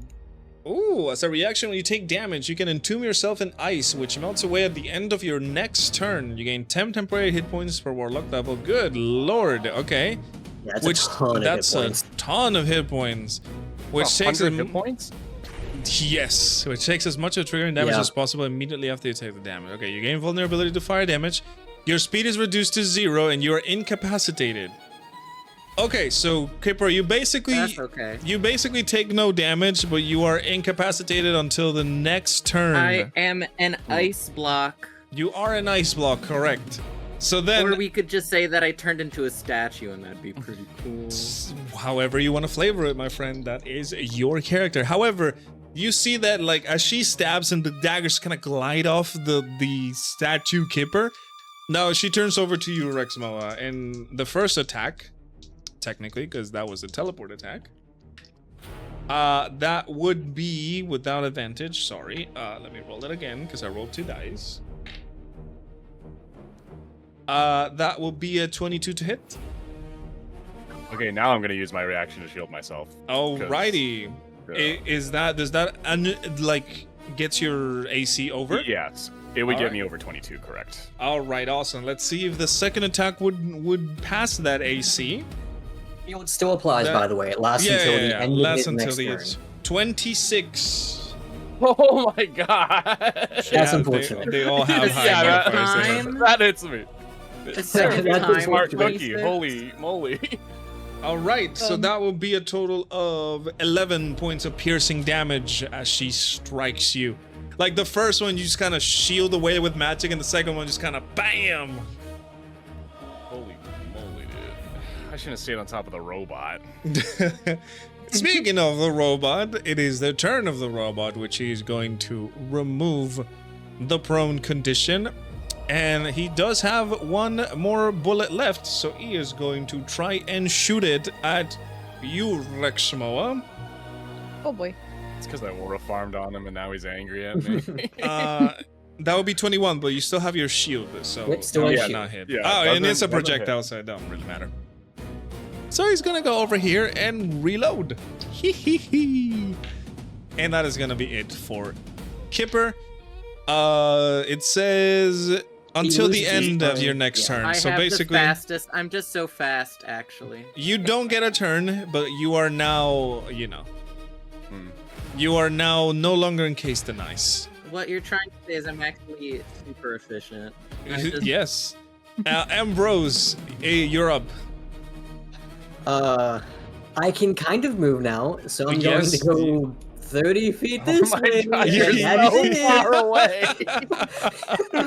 I'm not gonna move anymore. Oh my lord. While I do, like, a part of me does think it would be a decent idea to, like, dash to Seraphina, the issue is, I don't know how beneficial that actually is going to be in the long run. Be my meat shield. Well, because there is a thought that if I'm next to you guys, I can at least deflect an attack. But that also means that my action is wasted. That would be trust up to your you. decision. Remember, the initiative is going to start up again. And Big Boy is going to hit. You guys are making me worried over here. Oh, Okay, Right. actually, question. When Olivia attacks, is that considered an attack roll? I mean, I don't do attack rolls because this thing is so huge. It just kind of hits. I Well, just okay. do things that are, more avoidable are the rolls. Okay, I guess what my question is that my interception fighting style states that I can protect allies from an attack roll. Am I allowed to use it to protect one of them if Olivia hurts them? Yeah, sure, if you want to. Yeah, no, Not that I can see that. Yeah. You know what? Fair. Okay. Yeah, I'll allow it. In that case, then, I am going to opt to dash. And I'm going to put myself here. And I'm going to use my very last blade ward. All right. Oh boy. And that is, unfortunately, my turn. Okay. Okay, no, I did take my bonus action. I was thinking At about, the start of the initiative, I want all of you, everybody literally in the room, to roll me a dexterity save or be pushed down. I'm gonna don't start rolling. I don't think I can. Oh my god! Okay, all right. well, Now you're out that- of the ice now, so you. You Oh, are I'm out out of of the the ice. ice? Yeah. You Yeah, are the out of ice the goes ice. away. Never mind. Man, now that I don't have Vithia's shell on, I can actually resist You it, can actually surprisingly. resist it. I don't know why I thought it was the beginning of my second turn. No, I no, no. switched End of away. next turn. Okay, good. So I was just assuming I was just gonna like fly right into like statue form, fly right into that robot. nope, you are Bomb back, on the Kipper. face. That would be All very right, fun. dexterity save, Mr. Kipper. Okay. Let's see. There we go. Okay, Kipper is the only one pushed down. Hey, I Everybody would- else. That's I would like to mention, because I don't think Bip remembers, you have is a it feature 100? called Lucky Footwork. Oh, I don't remember. I think I have it, but then I always. When you fail a dex save, you can use a reaction to add a d4. Oh. Okay. I think that might it be be- enough, possibly. Okay, hold on. I don't know how high the save is for the floor. Wait, what is sorry, I am Lucky Footwork lets you, when you fail a dex save, add a d4 okay. as a reaction. So I'm Okay. 15. Does that even help? Yeah, with that you are safe now, Kipper. You do Oh. not fall. Okay. Are you guys good with extending for a little bit longer? yeah. I am. Sheesh, dog. Alrighty, Oh, alrighty, alrighty. So nobody fails this slide, and at the start of the initiative, let's see, what can this big girl do? If I may ask really quickly, Uh-huh. how is everyone looking? I'm looking good, thank you for I asking. now have like an extra 100 temporary hit. No, you points. don't. No, That you goes don't. away. Not anymore. Oh, immediately? Okay, Yeah. never mind. I'm at That, 11. that just represents the ice. I'm at 11. Rexmoa is looking very bruised and battered and tired. Oh, lovely. Oh boy. Ooh, okay. I keep forgetting to not say my number. Okay, sorry. I just wanted to ask so I could think of who would maybe be better to protect. I'm probably gonna make whatever save is gonna get called for, but yeah. Thank you though. Okay. Alright, hit us. So at the start of the initiative, the big girl, you see the other arm now comes back alive? Question mark. Like It online. powers up again, and it just starts moving once more. This thing is going to. Oh boy, what can it do? I already did that. No, I don't wanna. That one not really work. Okay, I guess it's just gonna do a sweep again. To everybody in here. I want all of you, everybody in the to give me a strength saving throw. And first of all, I'm gonna see if it hits or not. This has an insanely big number. Oh yeah, it's Me gonna with my hit. plus 10. It's gonna A hit 100%. strength saving throw. Yes, a strength saving throw. Ugh. Oh boy. Oh boy. Hmm. Oh boy. Oh Jesus! I'm just Christ. clinically not good at rolling right now. It's okay. Oh. To be fair, I am the only one in the party that's actually good at this. Even Unfortunately, I rolled terribly. Even Seraphina's gonna get hit by this, but everybody takes 12 points of bludgeoning damage, and everybody Okay. gets stubbed Okay, by. I'm Can I officially. Well, can I use my reaction to protect Kipper? Okay, sure. Okay. How does It that work? is- it's the thing that I roll a d10 plus my proficiency. Okay, of course, as always, I roll minimum when it comes to Holy moly, bro! second wind or interception. lord! How much my was the lord. damage to me? So 12 that reduces for the damage by everybody. 5, so I you shouldn't only be take laughing. 7. You only take 7 now, Oh. Kipper. Okay. Everybody else takes 12. I'll say that you guys were pushed by the left arm, so everybody gets pushed to the right 20 feet. We're all going wee. Slide to the right. Yes, sir. Slide. Left. Oh wait, no, actually. Oh boy. Oh no, actually. Oh boy, no! Wait, you forgot. since Never mind. since Too late. since Ambrose, you no longer have Vithia's shell, and pretty much everybody failed the save. You all get slammed against the left wall. Oh no. So everybody At go. least Serafina's here. Bam! Yeah, they all 4 of you. Does that mean more damage? Unfortunately, no. I rolled pretty low. No, on the, I rolled unfortunately, pretty low on yes. the numbers. No, fortunately, no. And that is a turn of this thing. Rexmoa, you are up. Oh yeah, we're all everybody's prone because we all failed. Oh, everyone's prone. Yeah, Okay. if you this is fail good the for me string. then. Well, I'm happy Hey, stand Serafina's up, prone. spank the shit out of that woman. Oh yeah.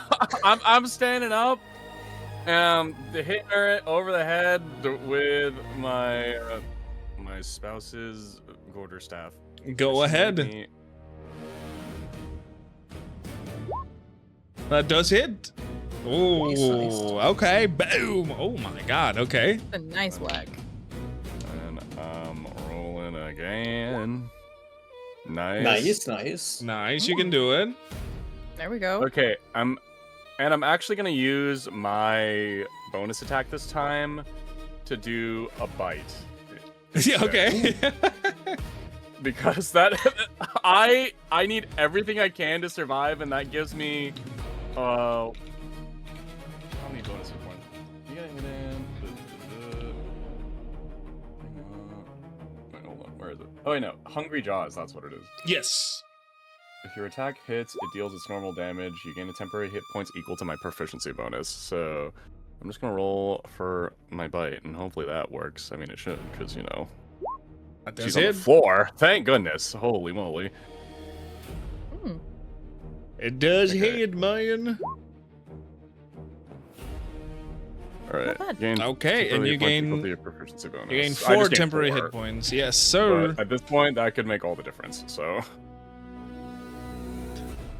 Alrighty. yeah, that is going to be it for me because I want to stay in the middle of everyone. Ugh. Okay, so it is the turn of Serafina. She is going to sacrifice half her movement to remove the prone status. No. And oh boy, I can't Let's protect see. anymore. I used my reaction. I'm sorry, guys. let's see. Ambrose, that will be a 20, dirty 20 to hit. That will hit, yeah. Okay, and you will take that would be 10 points of slashing damage. I currently have my last piercing, I use guess. of Piercing. thing going on, so I do resist it. Okay, and for a second attack, Mr. Kipper. Oh, she fails. That failed miserably. You are lucky. Ooh, wow. On advantage. too. I'm just small. That failed Small. pretty bad. That is Good. very bad fail. And she's gonna use a bonus action to just boop, right there. Oh, it's right here. Sorry. And that is gonna be it for her turn. It is a turn of the counselor, and oh boy, this man is going to pull out the halberd and is going to go to town. I feel Ambrose, familiar. that will be a 19 to hit. Yep. With his shell is gone, so that hits. Ooh. And how much is the damage of the halberd? Sorry, I have so much stuff on my screen right now. You guys have no idea. Oh boy, okay. So it is this one right here. Okay, that will be a total of 15 points of slashing damage, halved because you have your blade ward. Yep. And Rexmoa, that will be a 22 to hit. I'm just gonna use another shield and Okay. hold. Yep. Bam, it fizzles out. Then no hits for you, and that is what it's going to do. Kipper, you are up. Okay, between the counselor and Serafina, which one looks worse? Honestly, they have both not taken a lot of damage. I Yeah, would say that's what I you assumed. guys have hit Serafina a little bit much. Okay, so I have right now a single mana. I'm going to use the single mana on Healing Word and pray that I do not roll a nat 1 again. Okay, that is 8 points of healing for who? Me! For yourself? Because I'm at Good. 4. Good, good, good. All right, so now you are at 12. Okay, and then I'm going to cast Eldritch Blast on Ladyhead because Yes, sir. Yes, sir. that yes, is what I sir. desire to It would be do. a disadvantage because you have an enemy on next to you and you are prone. Oh.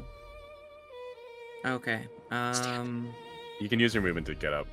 Yeah, you can Half your sacrifice movement. half your movement, but you still get disadvantage because there is an enemy next to you. Then maybe I should just focus my attack on him. Up to you.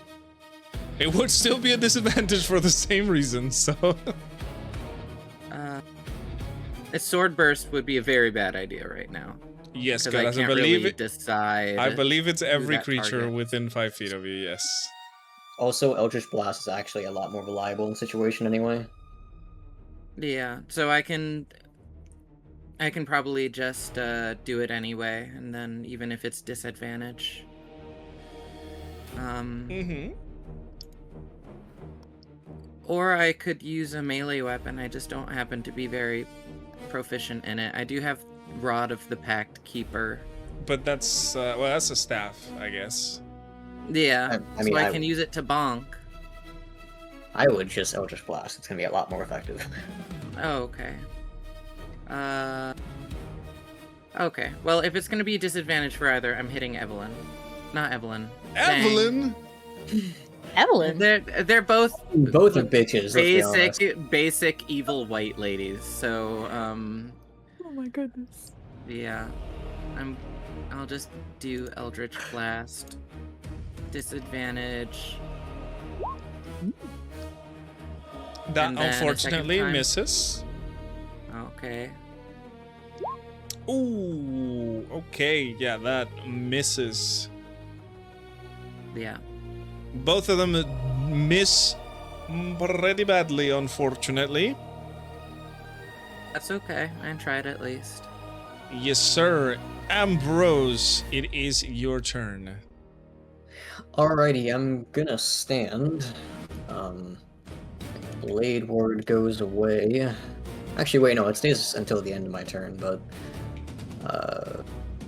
it's not gonna matter.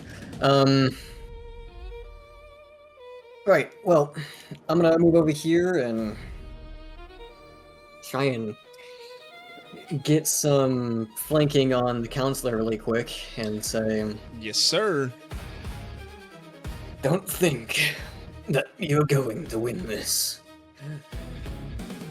And I am going to, as I kind of like wrap around, I'm gonna drag the sword and kind of stab it into like between his legs and rip it upward. And I'm gonna GW him at advantage. Probably not a great idea, but we're gonna do it anyway.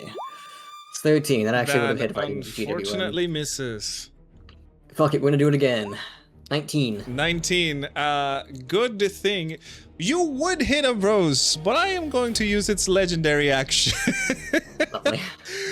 Ambrose, as you like flip around like around him to get the flanking advantage, you see him like spin his halberd around, and with the spin it catches the blade of your sword and it just like flings it to the side so you won't hit him, as he uses his legendary action to parry your hit.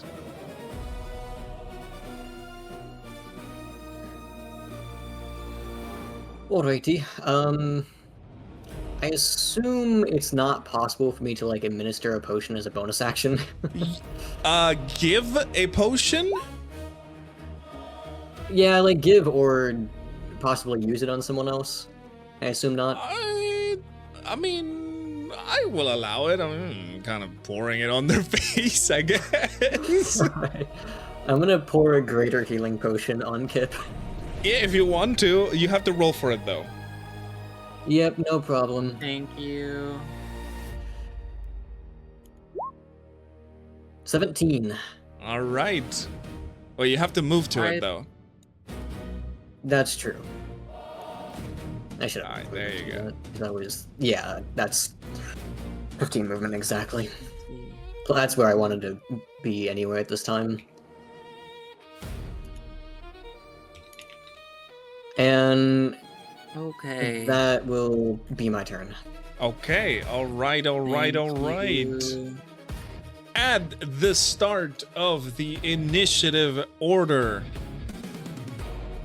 you see this time the giant robot is going to, like, it starts to prepare to do something when you see some sparking coming from, like, one of the wounds that it has.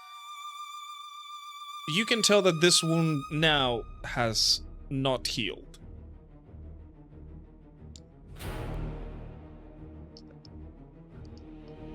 And it is going to... what is it gonna do? Well, I guess it can do that. No, I already did that. I don't want to do sweeps every turn. You know what? It is going to grab onto the floor and it's going to start, like, hitting with its hands as it shakes the floor down, making the floor cave in a lot more. And I need everybody doing a dexterity saving throw or falling prone. Okay. In. Okay. All right. And by everybody, I mean everybody, because everybody is here on the ground now. Okay. Okay. Me too. What am I? Dexterity. not Taurin. Okay. Thank you. Normal rule? Yes, sir. Okay. It's funny, Serafina failed, but not the counselor. All right, Ambrose and Kipper, you're both prone. Kipper, you were already prone, so you kind of cannot get double prone. And Rexmoa, you're fine. Good. Alrighty, alrighty. And at the start of this turn, you guys also would hear the sound of machinery to one of the sides, and you see the doors of the elevator open, revealing Taurin and House Trishul running in to join the fight. Yes, sir. Yes, sir. Taurin, would you mind placing your token, like, around here, please? Sure. I like how I said that, and then all of a sudden it was like, oh. You did Yes, it, sir. You made this happen. I want you to roll your initiative, please. Unfortunately, I am kind of running out of time myself.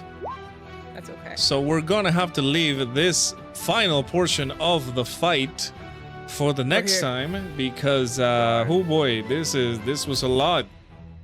No, a lot happened. And I have to introduce the initiative of House Trishul, which I'm gonna probably just have them attack at the start of the initiative as well, but I have to put the tokens and all of that. So I think this is a good time to stop it when things are turning in your favor. Oh, brave heroes.